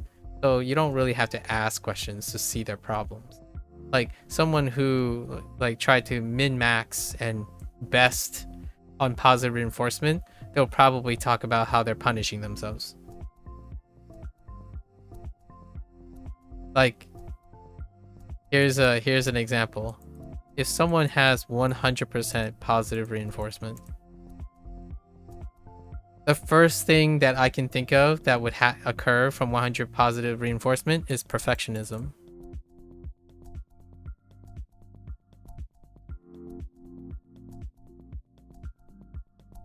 So you can find those people. Like, oh yeah, everything I do will always produce something that will get me to do other things. What's another one? Burnout.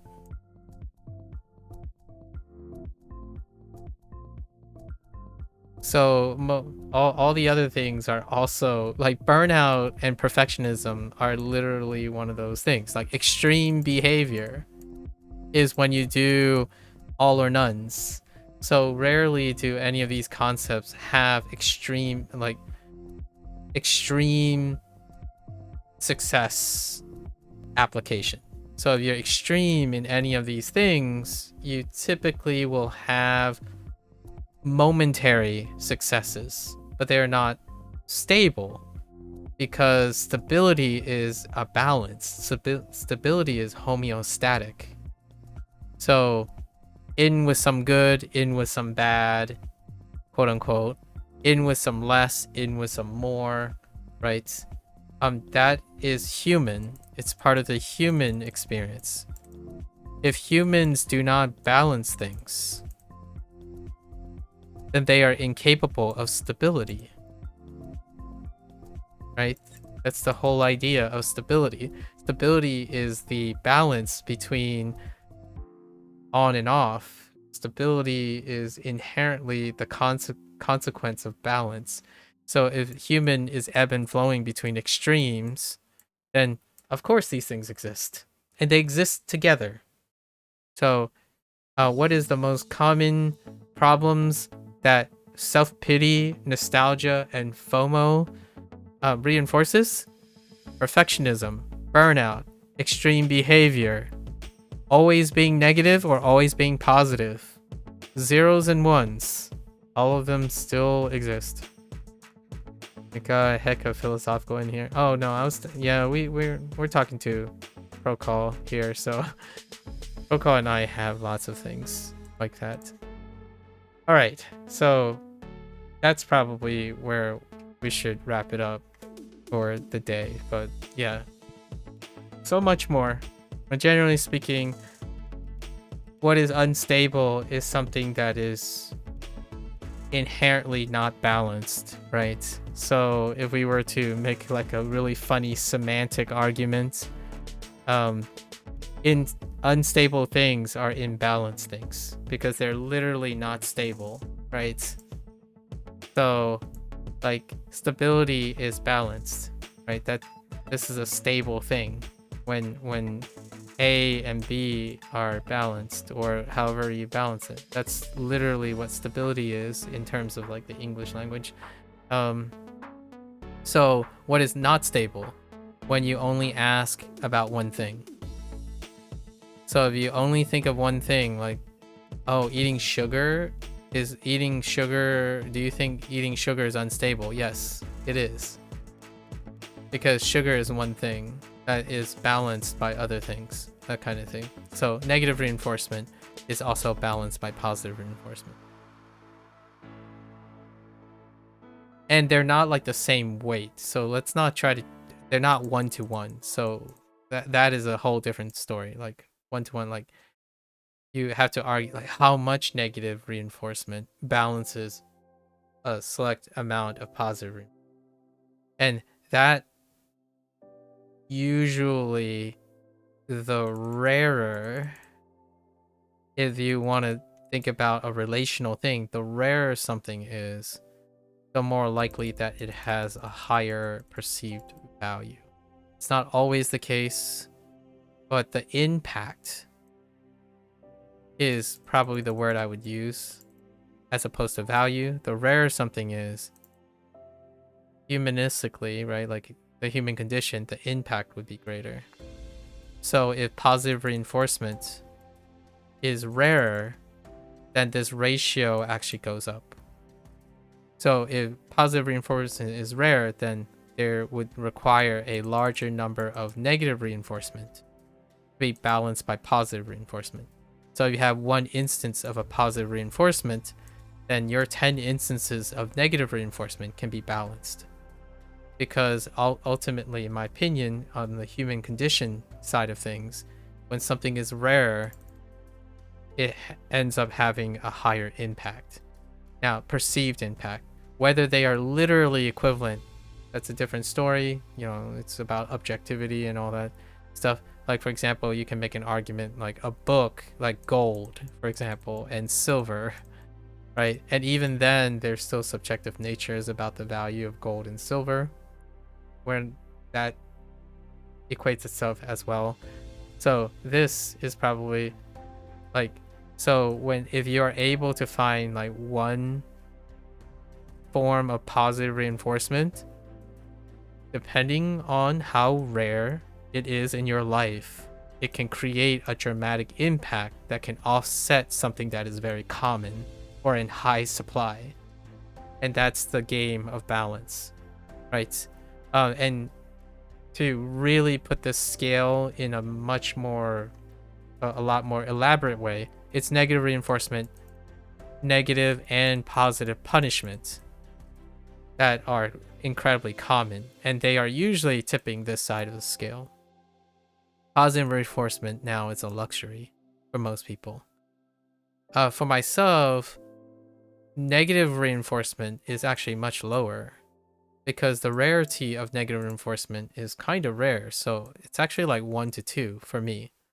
Like I have a fairly decent amount of positive reinforcement. So because of it being less rare, it also means it can dampen the impact. And that's to understand how humans respond to things. If you have a saturation of something, or you have something that's readily, easily attainable and constantly reproducing, eventually it dampens their impact. I'm not going to use value because value tends to be like bad or good, but the impact, it can be a negative impact or a positive impact or the extent of impact. So when you are relying a lot on something, it becomes less and less impactful only when it is balanced with something that you can create stability. So if you're really negative most of the time, try being positive a little bit, and it can do wonders. Then when you continue to do more positive things, the impact of that positive thing will also lessen.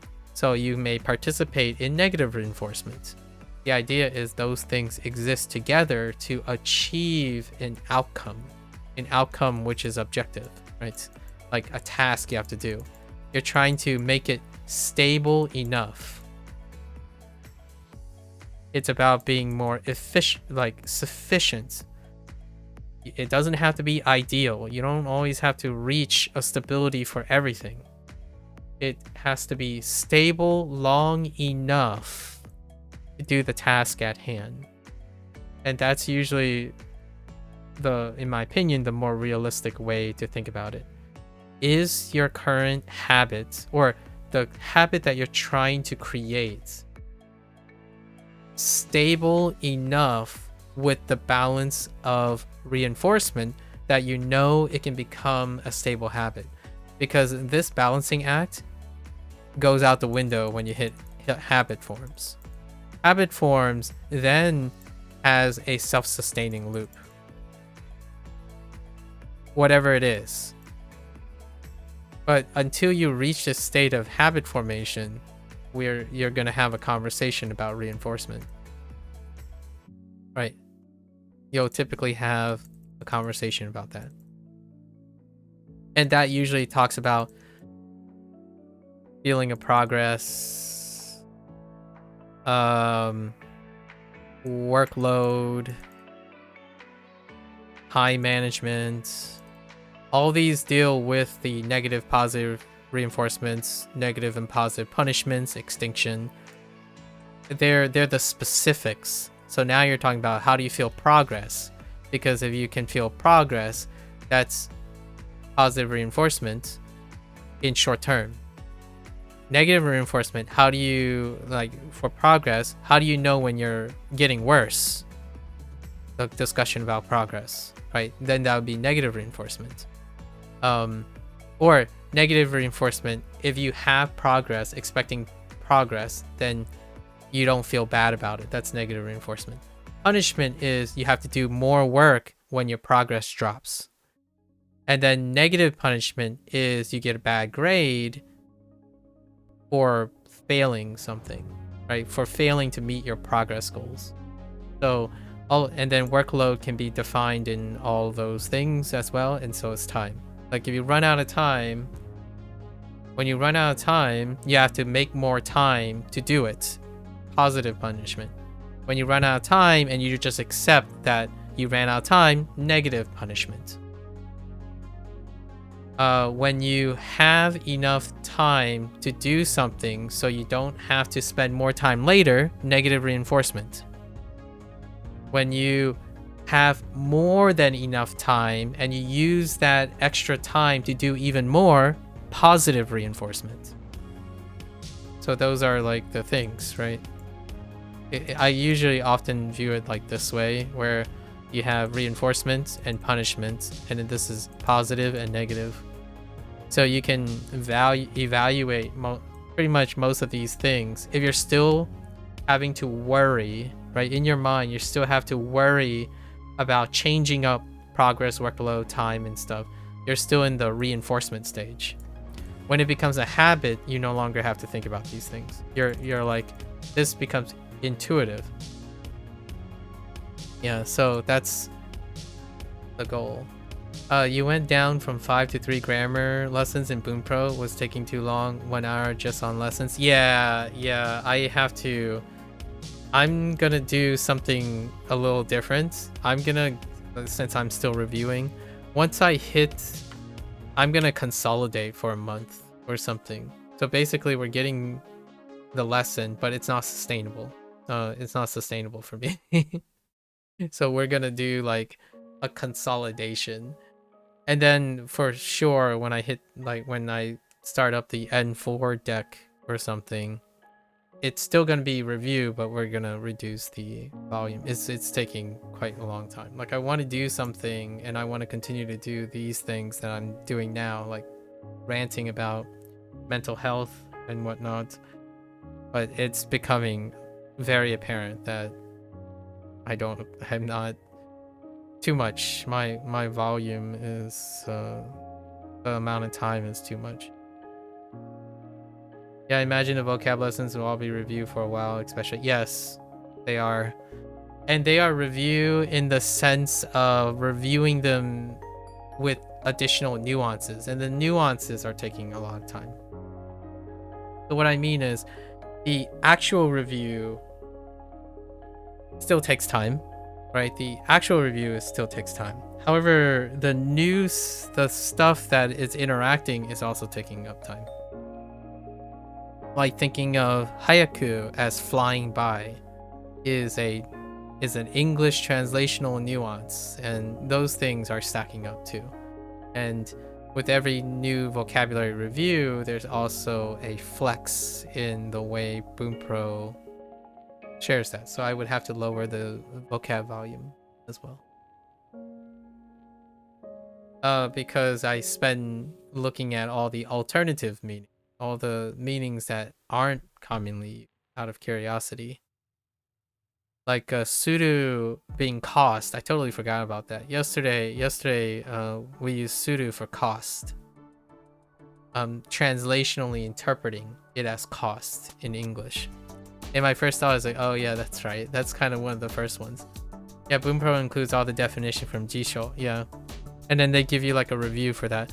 So like for example, to suru something, you can simply say like an object and the cost, like the amount, and then you can use suru. And that would involve a translational aspect of saying this is to cost something. Which in English, right, and in Japanese, you can actually use a different way of explaining cost.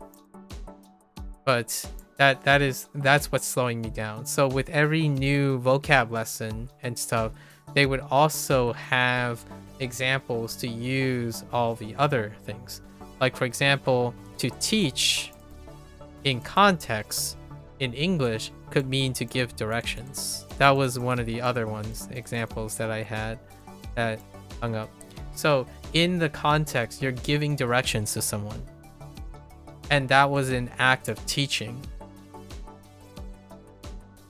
So it was an example of using oshieru as opposed to like giving directions in English.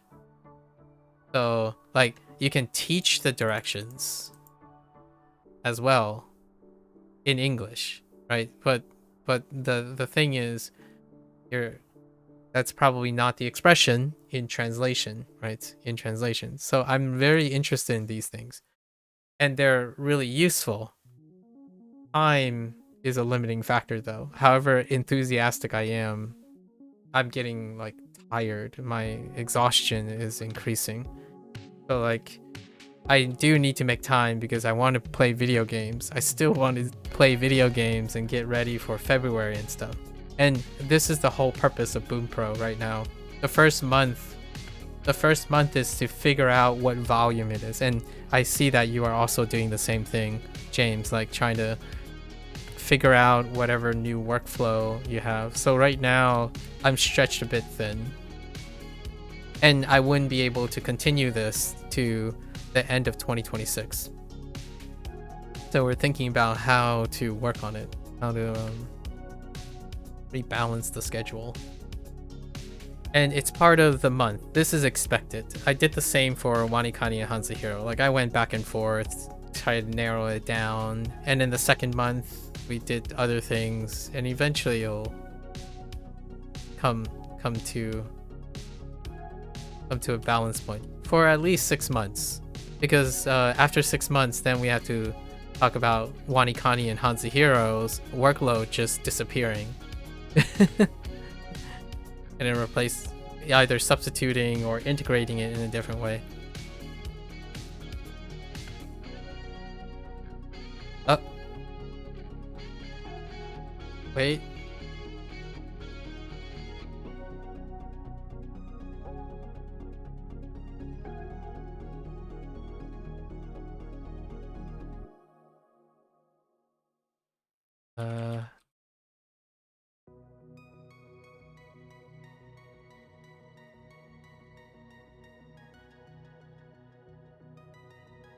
Oh. Shinkoku. I have to switch. Now we're gonna go back. We're done with the 1.5 hour digression. So now we're gonna go back to completing our lessons now.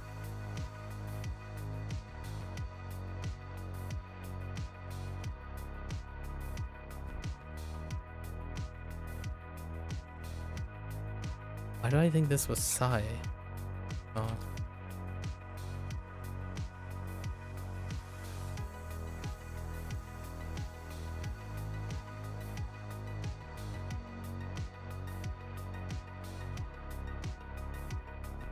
Heck, hold.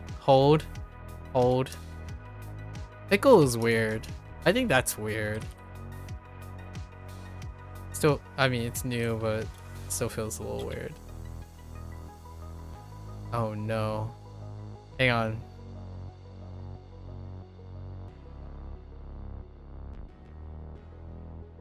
What? I think it's... Oh no. 口紅 Kuchibeni. I don't know if I'm ever gonna use Kuchibeni, but I can kind of see it in February in games with lipstick. I can kind of see lipstick being in a discussion.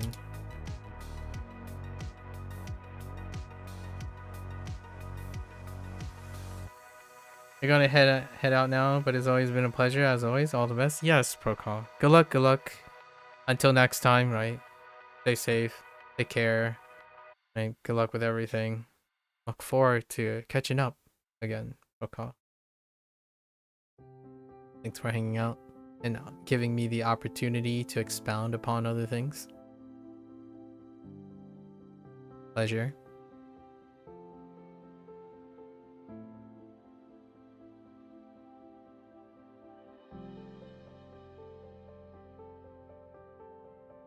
Ura.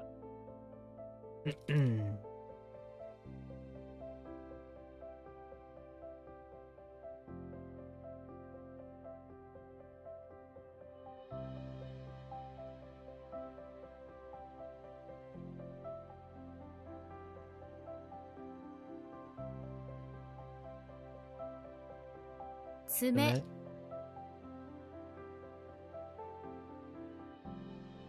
忠実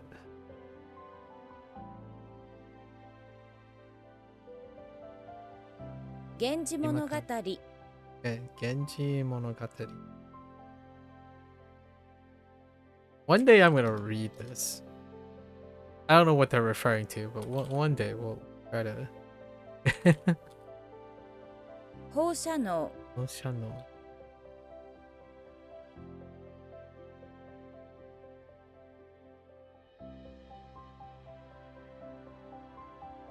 Oh.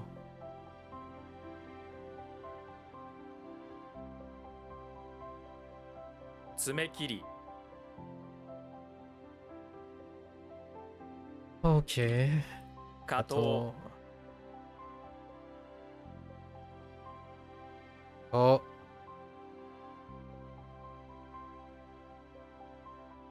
すすめ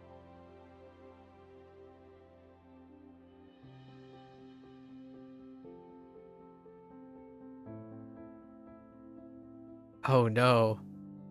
What is this harbor? Okay.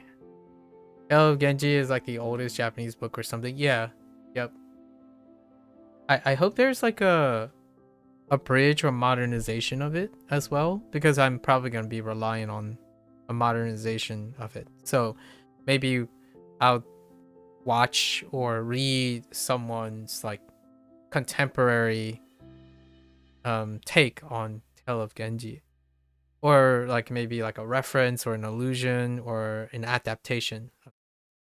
I mean, I don't know how well, being one of the oldest Japanese books, would be able, like, one would be able to read that or not, despite knowing that. Yeah, there are modernization versions and TV adaptation. I figured.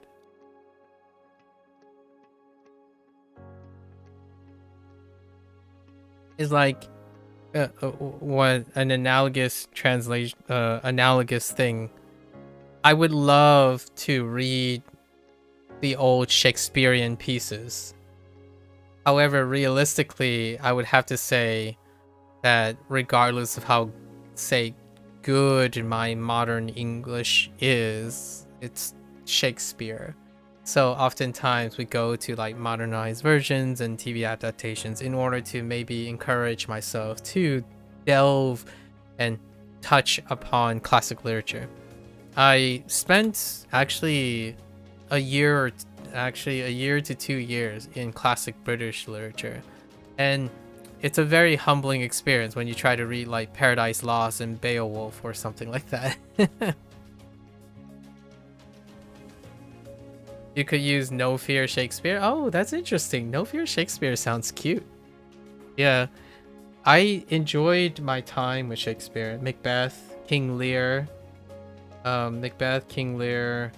obviously Romeo and Juliet, but King Lear was really fun. I haven't read most of, like, for English, right? There's also like the Canterbury Tales, very fun little nod to A Knight's Tale. That's a fun little adaptation. The late Heath Ledger's, some of the late Heath Ledger's role. A Knight's Tale is based on Canterbury Tale, the first tale of the Canterbury Tales. And those things are not quite the most modern ways to read things, but it is very fun to look at modernizations. I'm not one that is incredibly steeped in requiring nostalgia and traditionalism and whatnot. It is a great gateway, though, a gateway to that interest. I enjoyed lots of modernizations of Macbeth. Macbeth is, yeah, that's a wild one. I am in the middle of watching Wicked 2, and you know, speaking of modernizations and tales as old as time situation, right? Wizard of Oz. It's interesting. No fear Shakespeare. I'll make a note of that.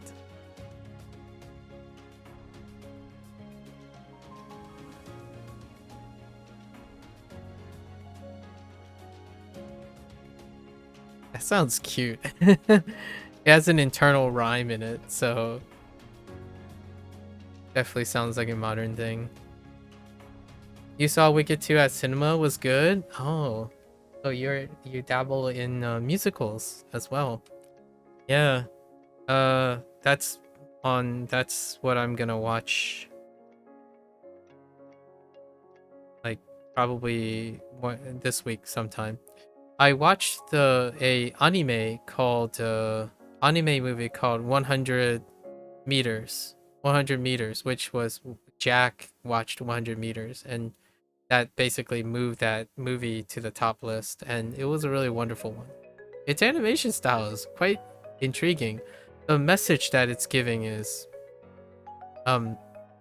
very gold standard of sports anime, and it's a period piece, so it has shifts in time. Coming of age. It's a coming of age movie.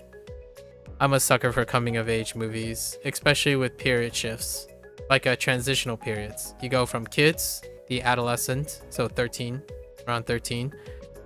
It's a little bit younger in this one, and then you have the high school transition, and then the post high school transition, the professional transition, and that's like tackling the 3 periods of coming of age stories.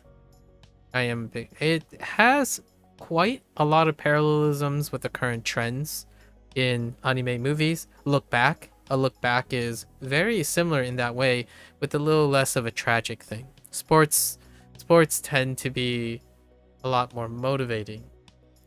And the new age trend is not about who wins, it's about winning together. So a lot of these sports anime nowadays is about winning and winning in defeat as well. Like sportsmanlike conduct, mutual togetherness, friendship rivalries situation, as opposed to the importance of who is actually the objective winner in things. And 100 meters definitely pulled it off. That ending was very poetic. Like the way they closed off the movie is incredibly poetic. And it only deals with up to the person's like mid-20s, basically, like early 20s. It goes from childhood to early 20s. I think. I'm pretty sure they were in the National League, not like a national high school league anymore near the end. Passage of Time movies make you really feel like it's epic. All right. Let's get back to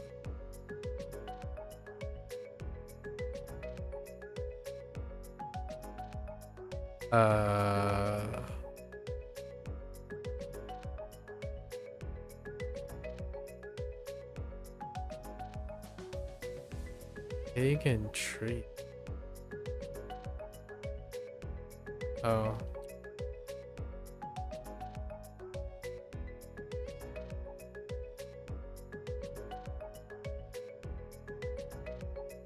異性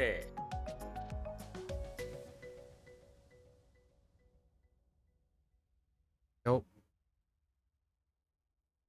Yes? No.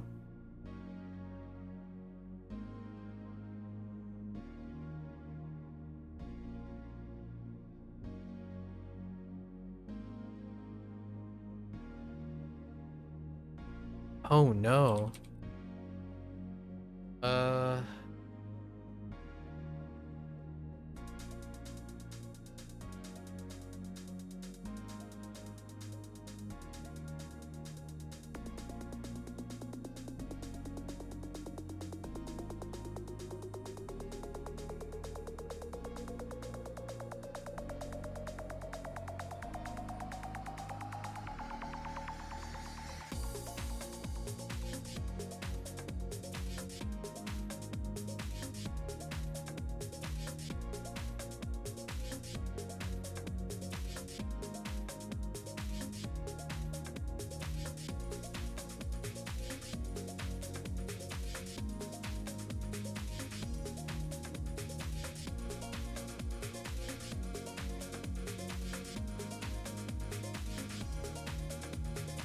And then I have to come back to this.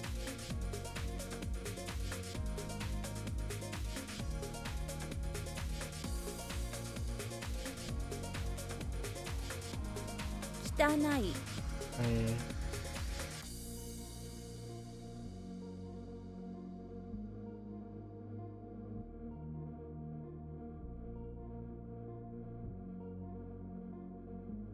Jikokhyou. Okay.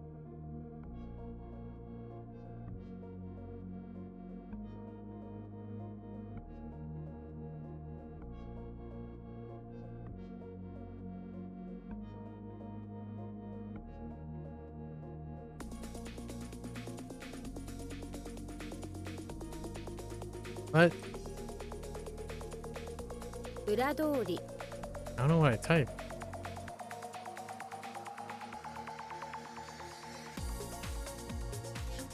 Oh, wait. Whoops.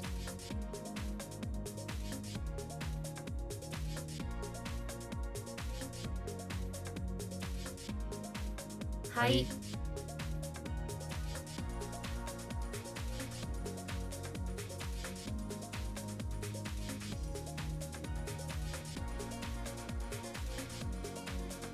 Oops.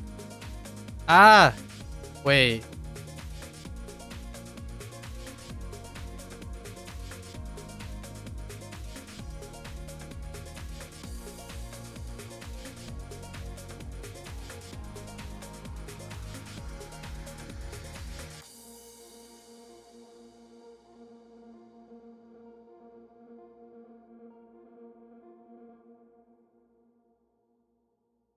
No, it's not that. Uh.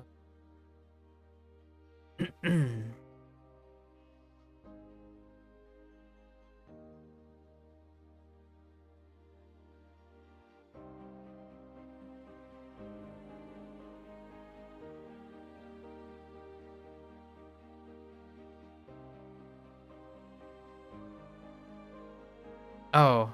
Becky. 席 Okay.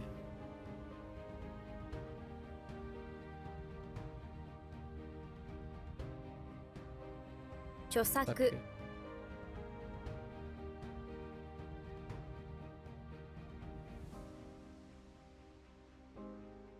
電磁場 Enchiba.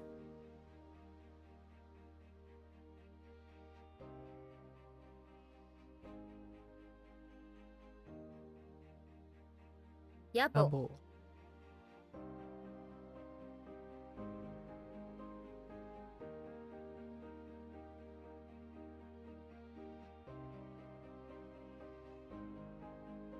天皇 天皇。武装 武装。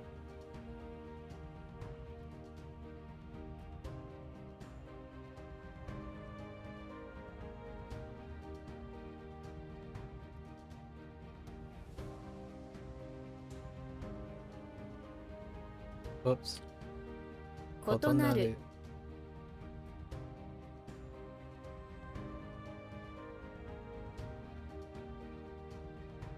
Ah. Oh. ご用。ご用。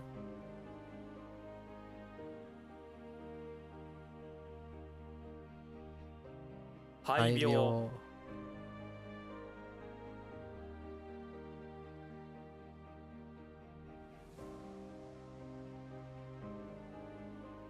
ああ。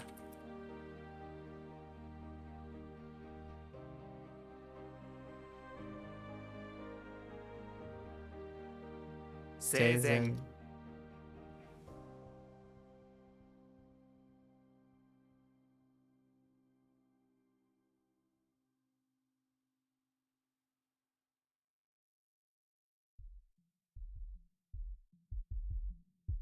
筋肉。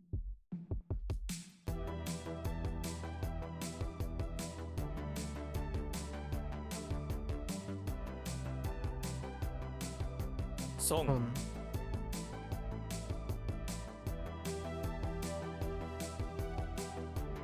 や、whoops。家賃。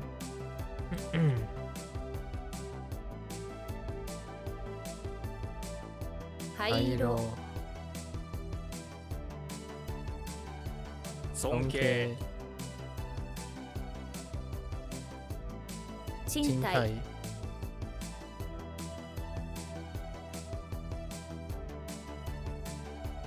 同窓会。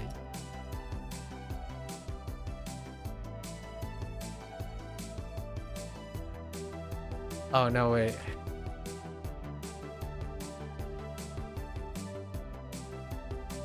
無糖。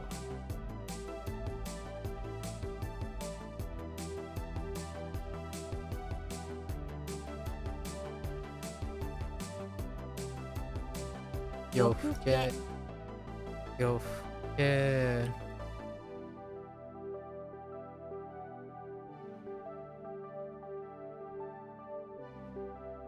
Oh.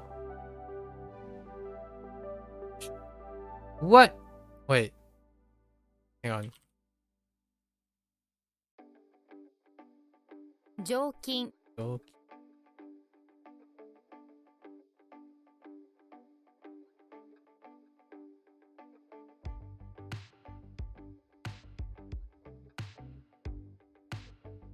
Oh, man.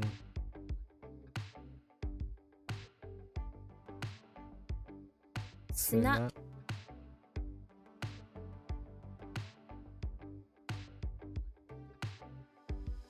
敬語。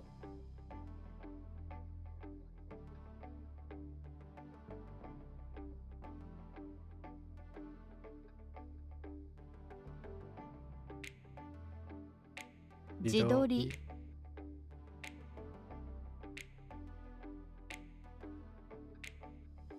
盛る。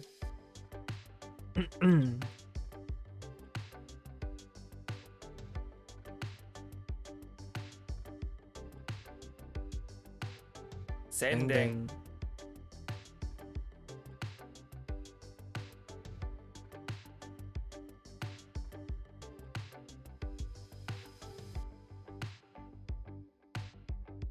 噂。いや。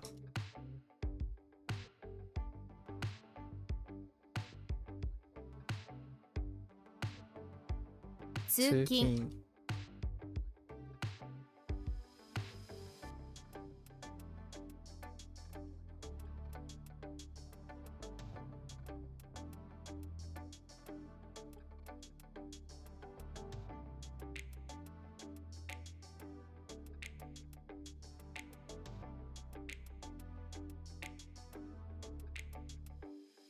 お、勤める。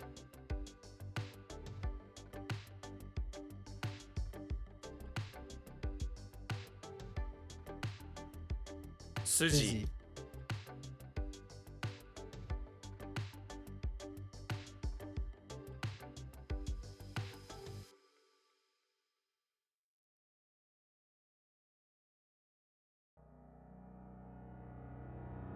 Uh,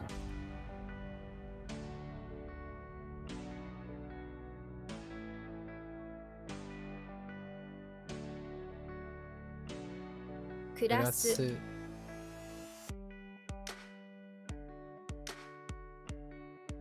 へ え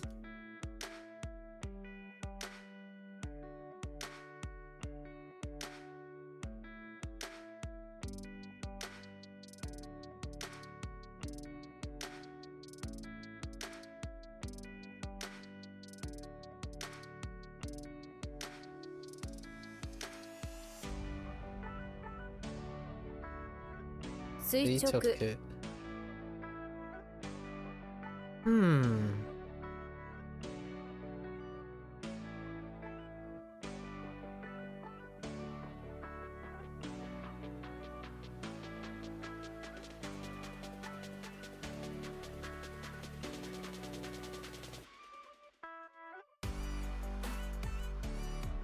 Smaho ga suichoku ni tatte ite bikkuri shita.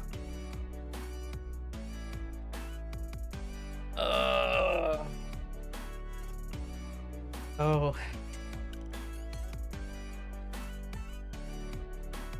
Okay.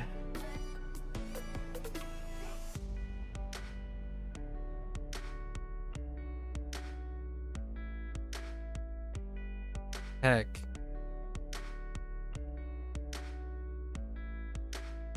Um.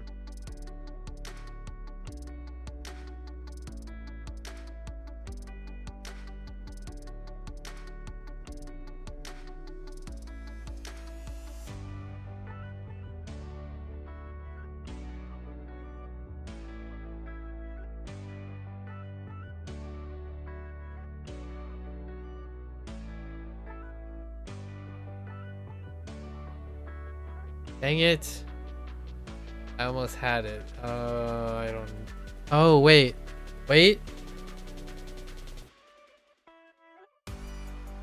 No.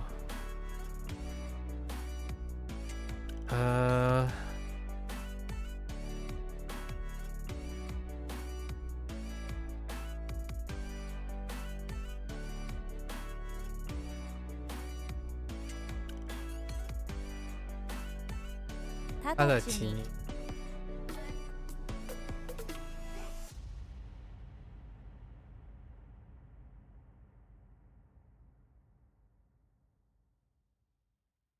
うなぎどんぶり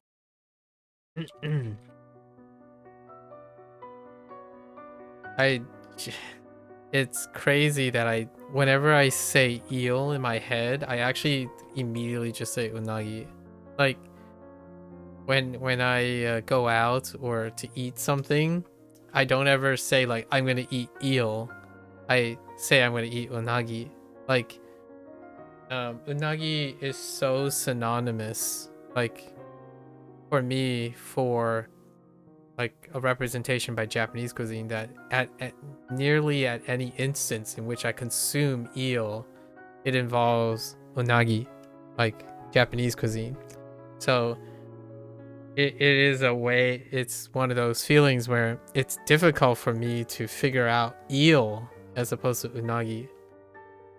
Kind of like saying sushi as opposed to like it's a roll, a rice roll or something like that. It's very much like that for eel. And also bowl as well. I don't say bowl too much. I actually say one, right? One, which is a chawan would be, you can limit, you can abbreviate, in my opinion, chawan to one. So one or bowl. There's something about the word bowl that I'm not, I guess I don't intuitively say bowl. I don't actually say bowl. I don't, I'm trying to think of all the moments in which I would say bowl. This would be like one of the fun things. I would say unagi one. as opposed to unagi donburi.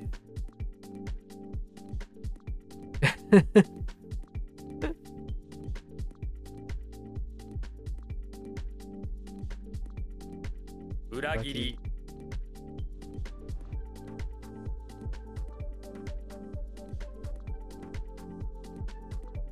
Chitai. Chitai.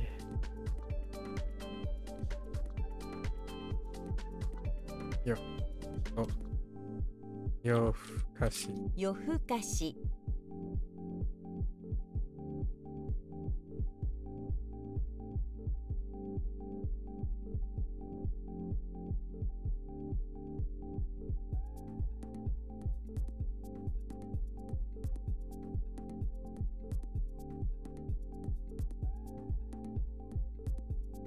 Koi. Hmm.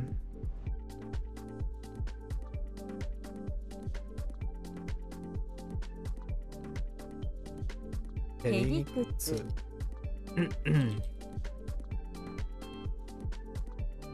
What? Oh, not irrational, illogical. Kame. I mean,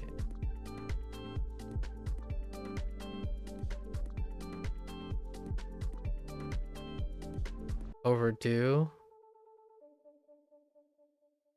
This one's pretty on top of easily top 5.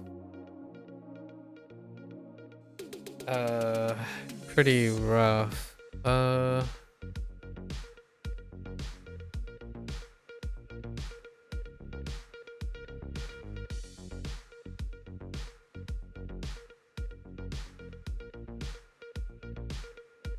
think the first syllable is not correct.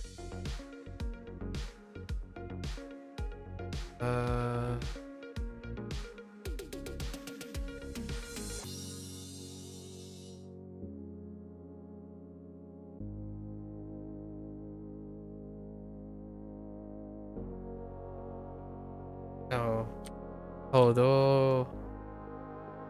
Todoko.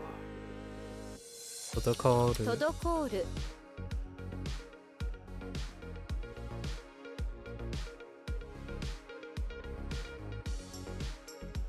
炒める。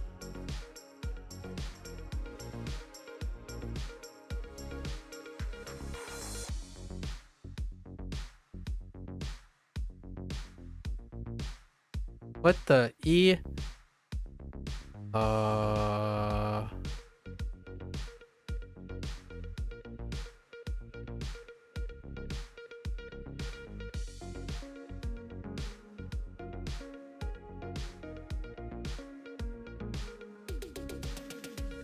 It's not like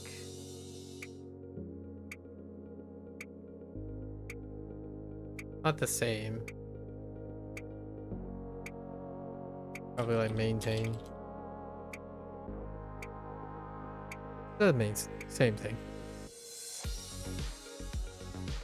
降参する。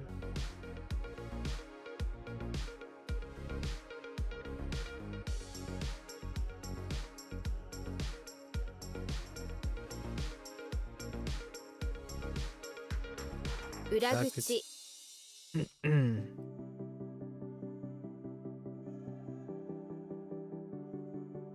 悪霊。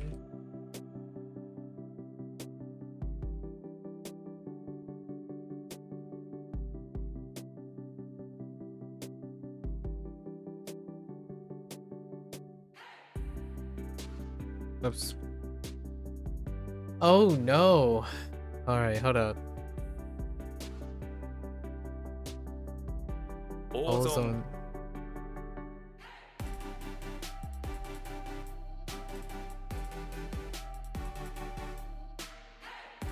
誤解 I...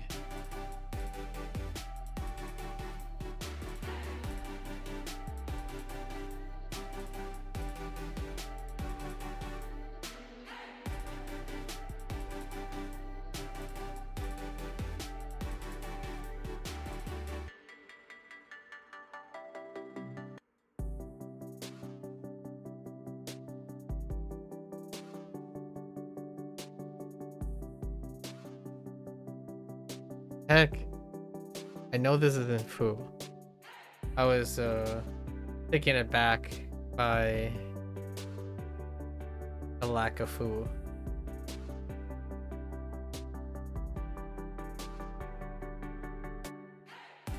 I think.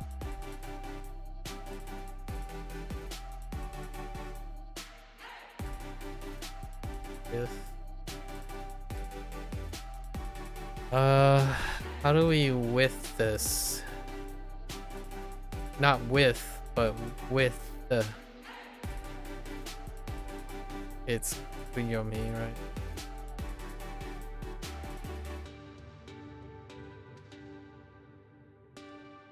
忠告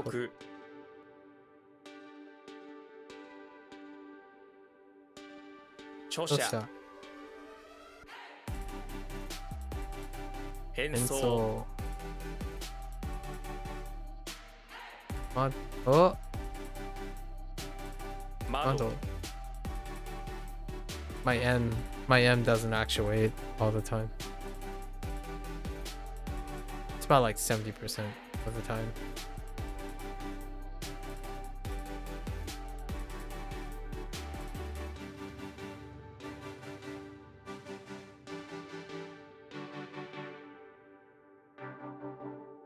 Kozoku.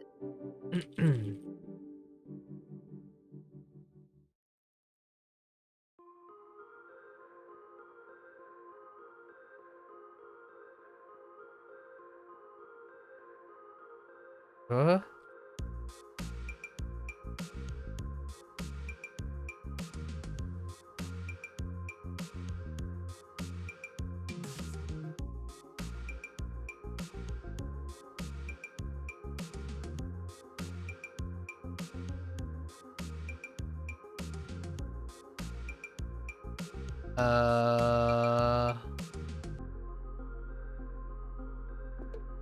This is equipment, right? Equipment.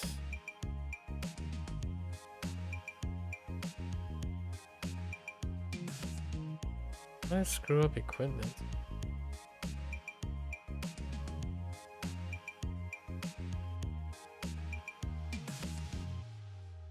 No. No. Wait.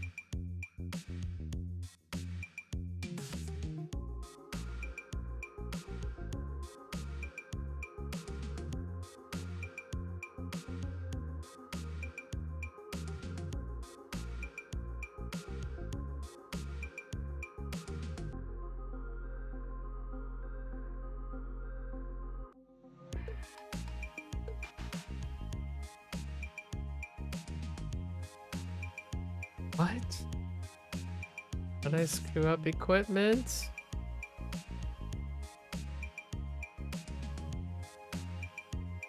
Oh. 装置 Oh.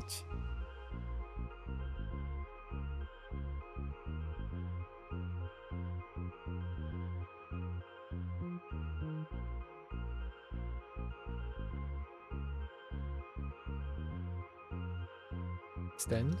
Okay.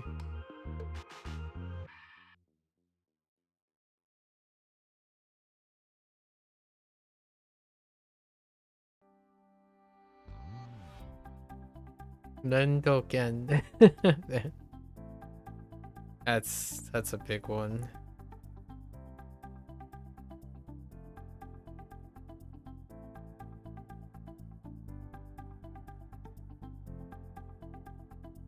Darn you. Darn you.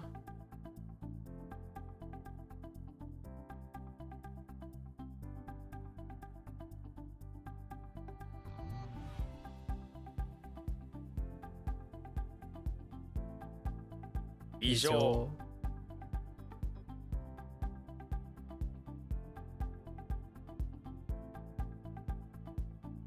Oops.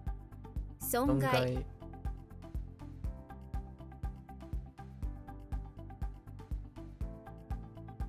指揮者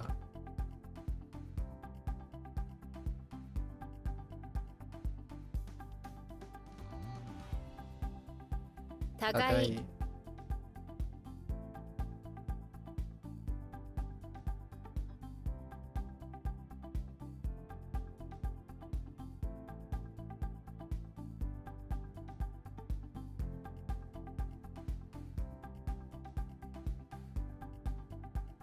What the agreement? Heck.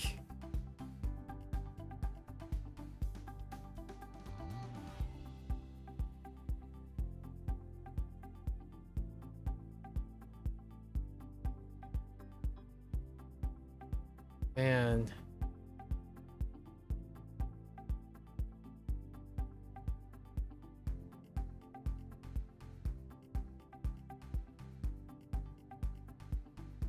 Amen.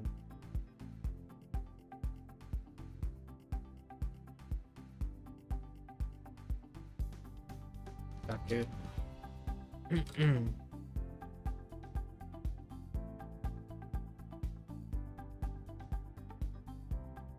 秘訣 It's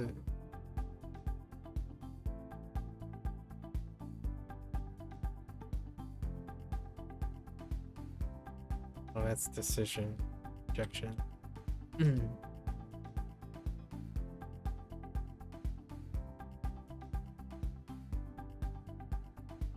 誤 Let's 字 see.「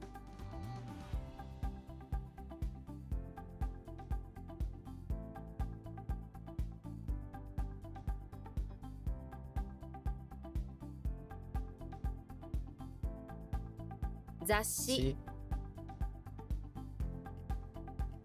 服装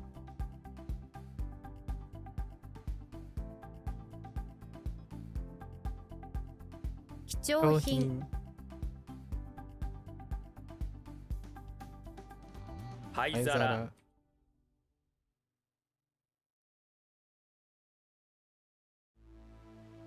前村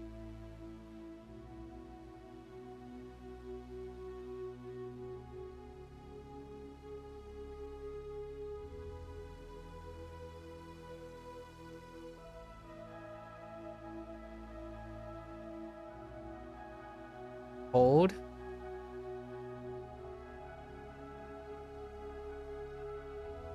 Yamari? No. Mayari? Oh, I think I'm missing something before.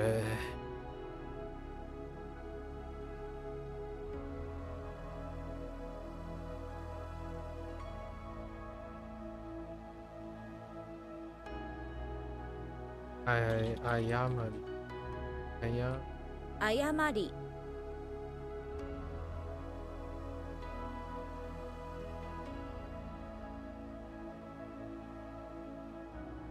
股間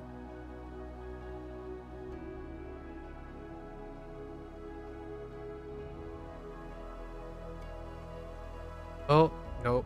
Just kidding.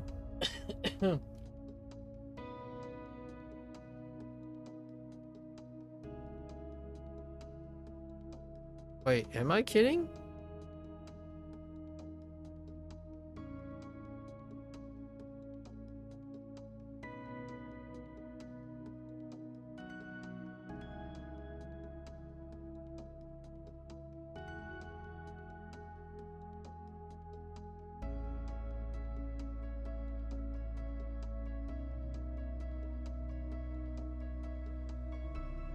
I have lost. Oh. Oh, oops. Moment. Below? 勤め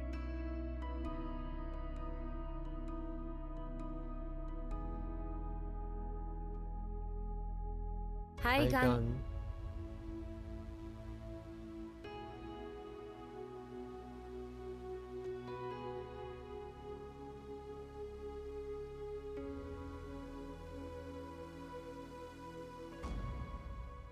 皇室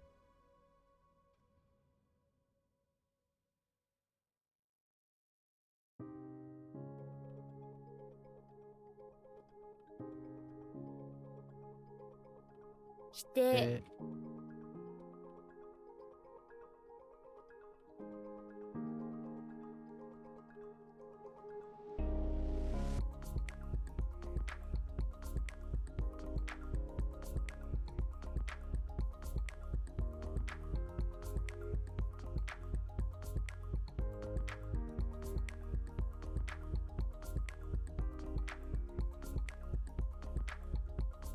装い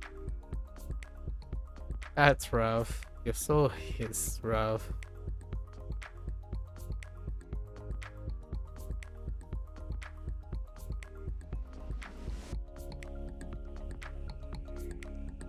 That's different, right? Yes. 鹿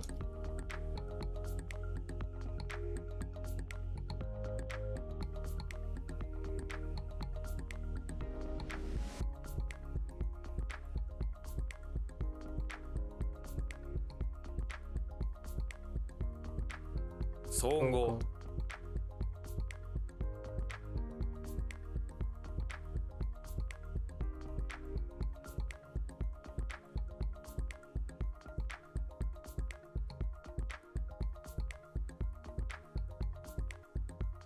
醤油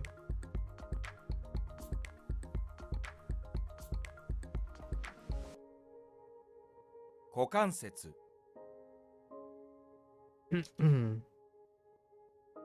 裏切る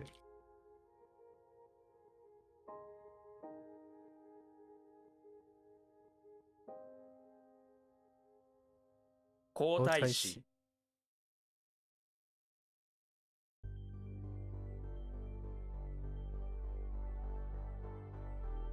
What? Oh. Ah. Yeah.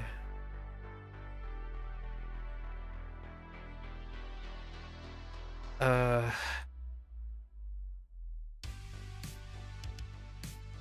Oh, wait. 怪我 Kega?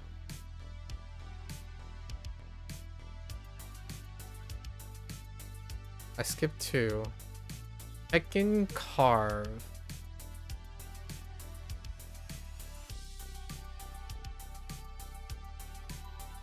What a carve.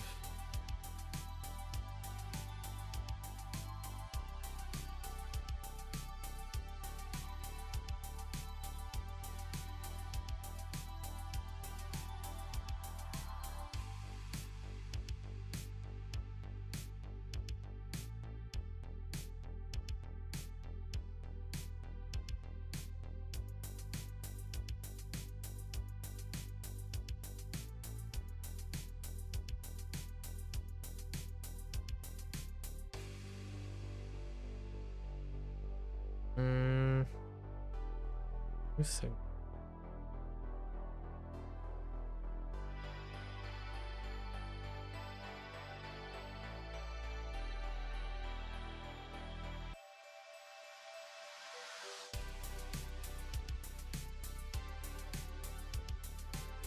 Gonna sock? No.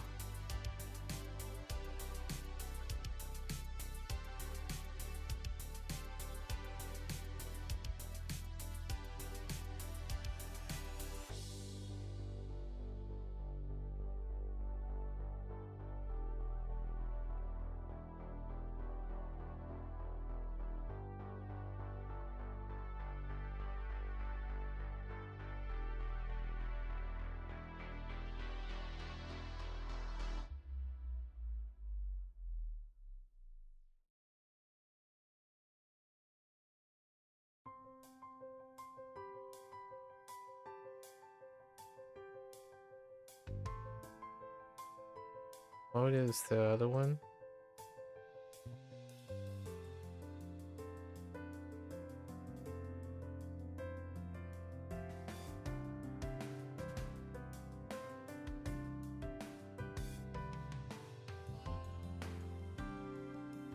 It's not? Kizu?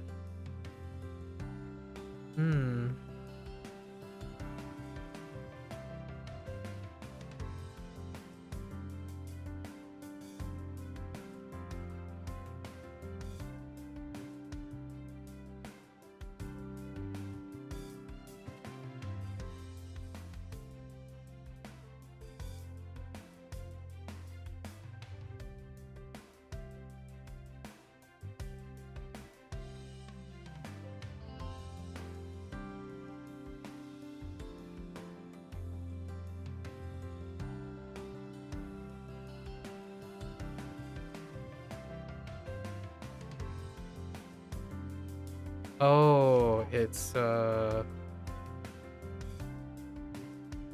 損なう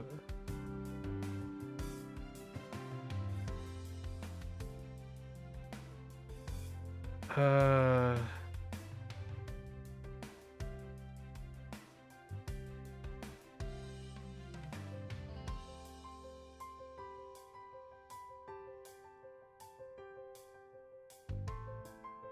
I really thought this was cutting.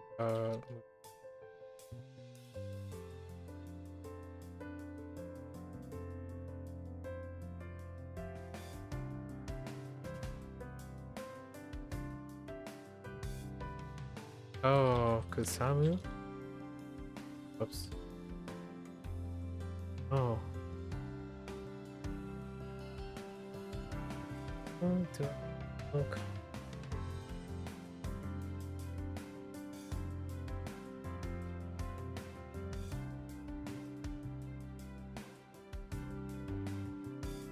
Hard.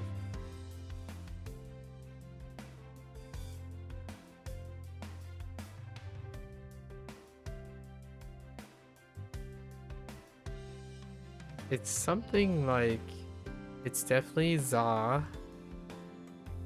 Probably like kiza. 刻む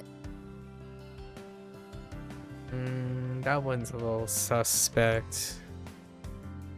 That is pretty suspect.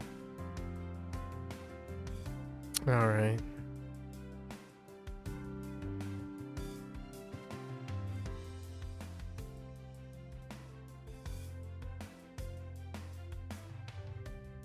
I think we're not gonna get to Persona. The thing I wanted to do with Persona. Okay. We don't need to do radicals. Radicals are fine. Alright, let's go over our definition. There are definitely rough ones here. Salmon. Fry. Uncle Aunt. Former. Surname.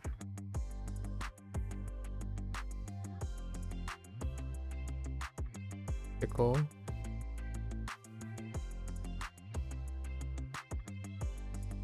Trade. Commander. Alliance.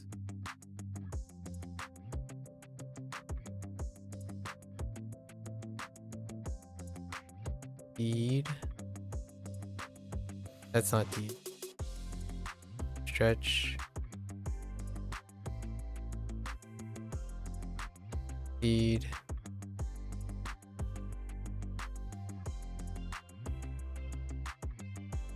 Well up. Reach. Nada. With. Exchange.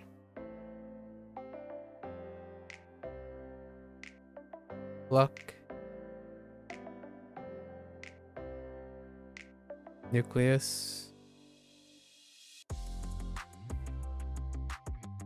Open sea.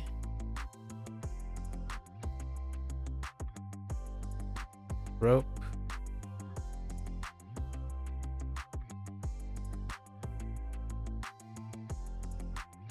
Harbor.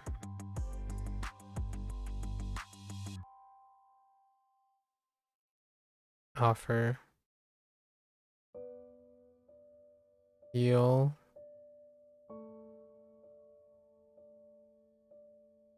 Inherit.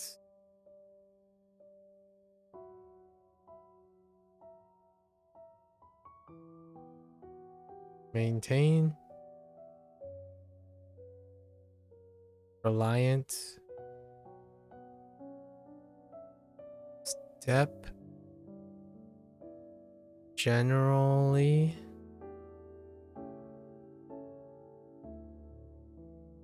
Trust. Oh, wait. Reliant is not correct.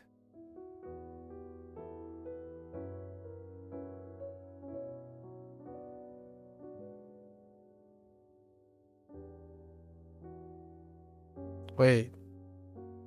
I think deed is not correct. Oh no. Hold up.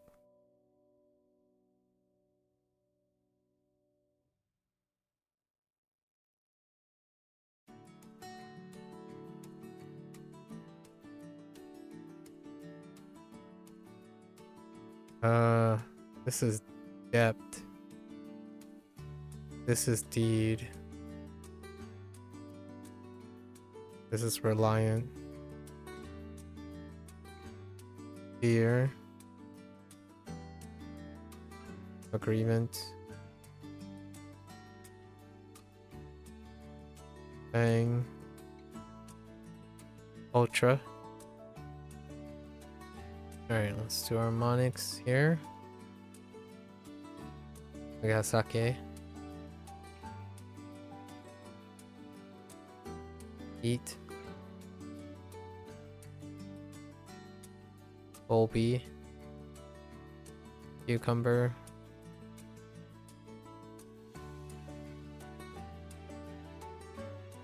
Saber. Cucumber.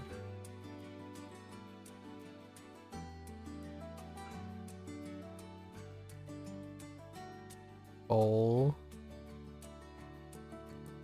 Shogun.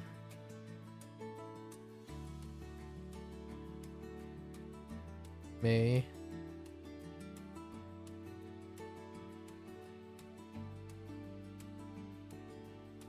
Nori.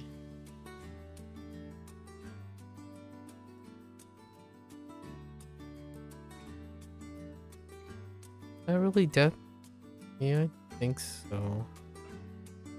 Cyborg. Youth. Cucumber.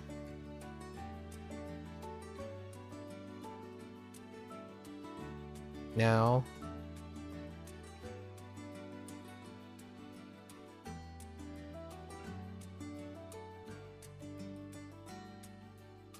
Habanero.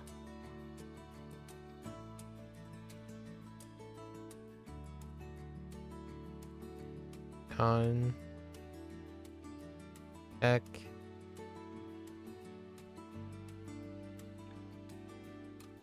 Tuck. Oki. Joe. 2. 10.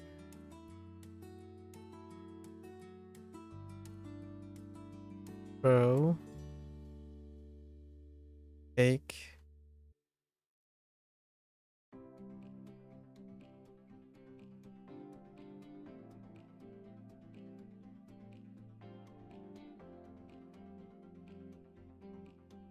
Eagle. Eagle. No. E.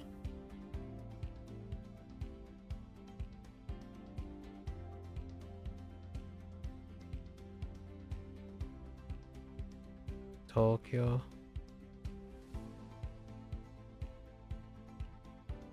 Han Solo.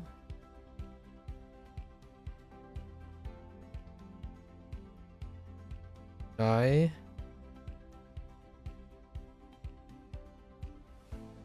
Eagle.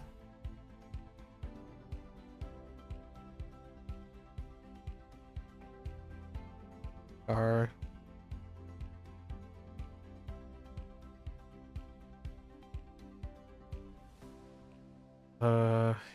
This one got lost a little, right? Yes.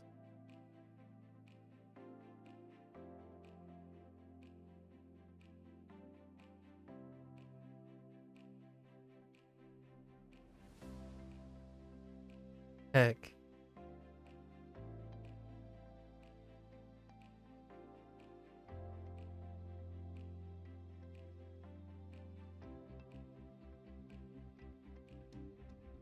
Name lost. Dang it.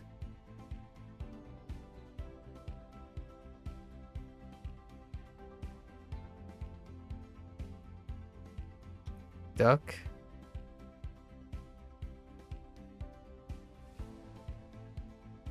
Gecko. Go. Alright, let's do our read. There's quite a lot of kunyomis here. Sake. Ito. Sake. Salmon. Ito. Fry. Oh. Uncle, aunt. You. Formal. Se. Sho. Surname.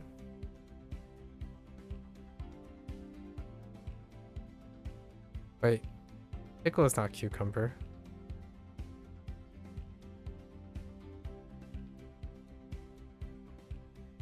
Why did I write cucumber there?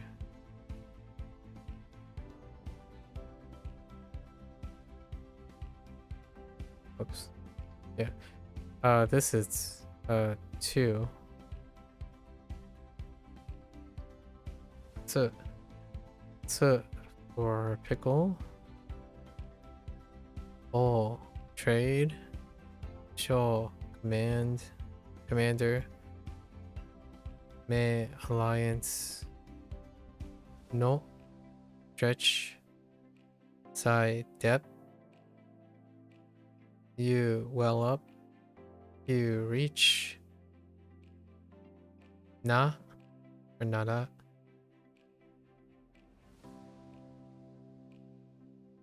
Ba. Or with. On exchange. Eki. Pluck. Kaku. Nucleus. Oki. Open sea. Jo. Rope. Tsu. Harbor. En. Offer. Roll. Yo. Bill. K. Inherit. Eat. Maintain. E. Feed. Full. Step. Un. Generally. Guy. Trust. E. Reliant. Ka. Ska. Here. Kaku. Agreement. Yeah. Bang. Cho. Ultra. Ooh. Alright. Ooh, my eyes. Alright, folks. That's a wrap. Our WaniKani session today. We're gonna watch this later. Arigatou gozaimasu. As always, feel free to follow along, pick up WaniKani for yourself, give it a try. You're always welcome to stop on by, discuss things, talk about things, ask questions, I don't know, ruminate. Today we spent a bit of a digression on talking about potential and then how it relates to other things, right? I revealed some of my current narratives with how potential relates with posterity, legacy, closure, and beginnings while balancing out the tolerant stages of things like FOMO, uncertainty, nostalgia, value, right? Static value, or value based on static and promises, right? Along with other things. You're always welcome discussing, expressing, asking questions. Leads to chances of emergent thoughts, critical thinking skills, and problem solving skills, right? Until next time, minasan mata ne. Mite kurete arigato. Right. See you guys next time. Thanks for watching. I'm gonna get up, stretch, take a quick bathroom break, and I'll be back for Boon Pro. Thank you.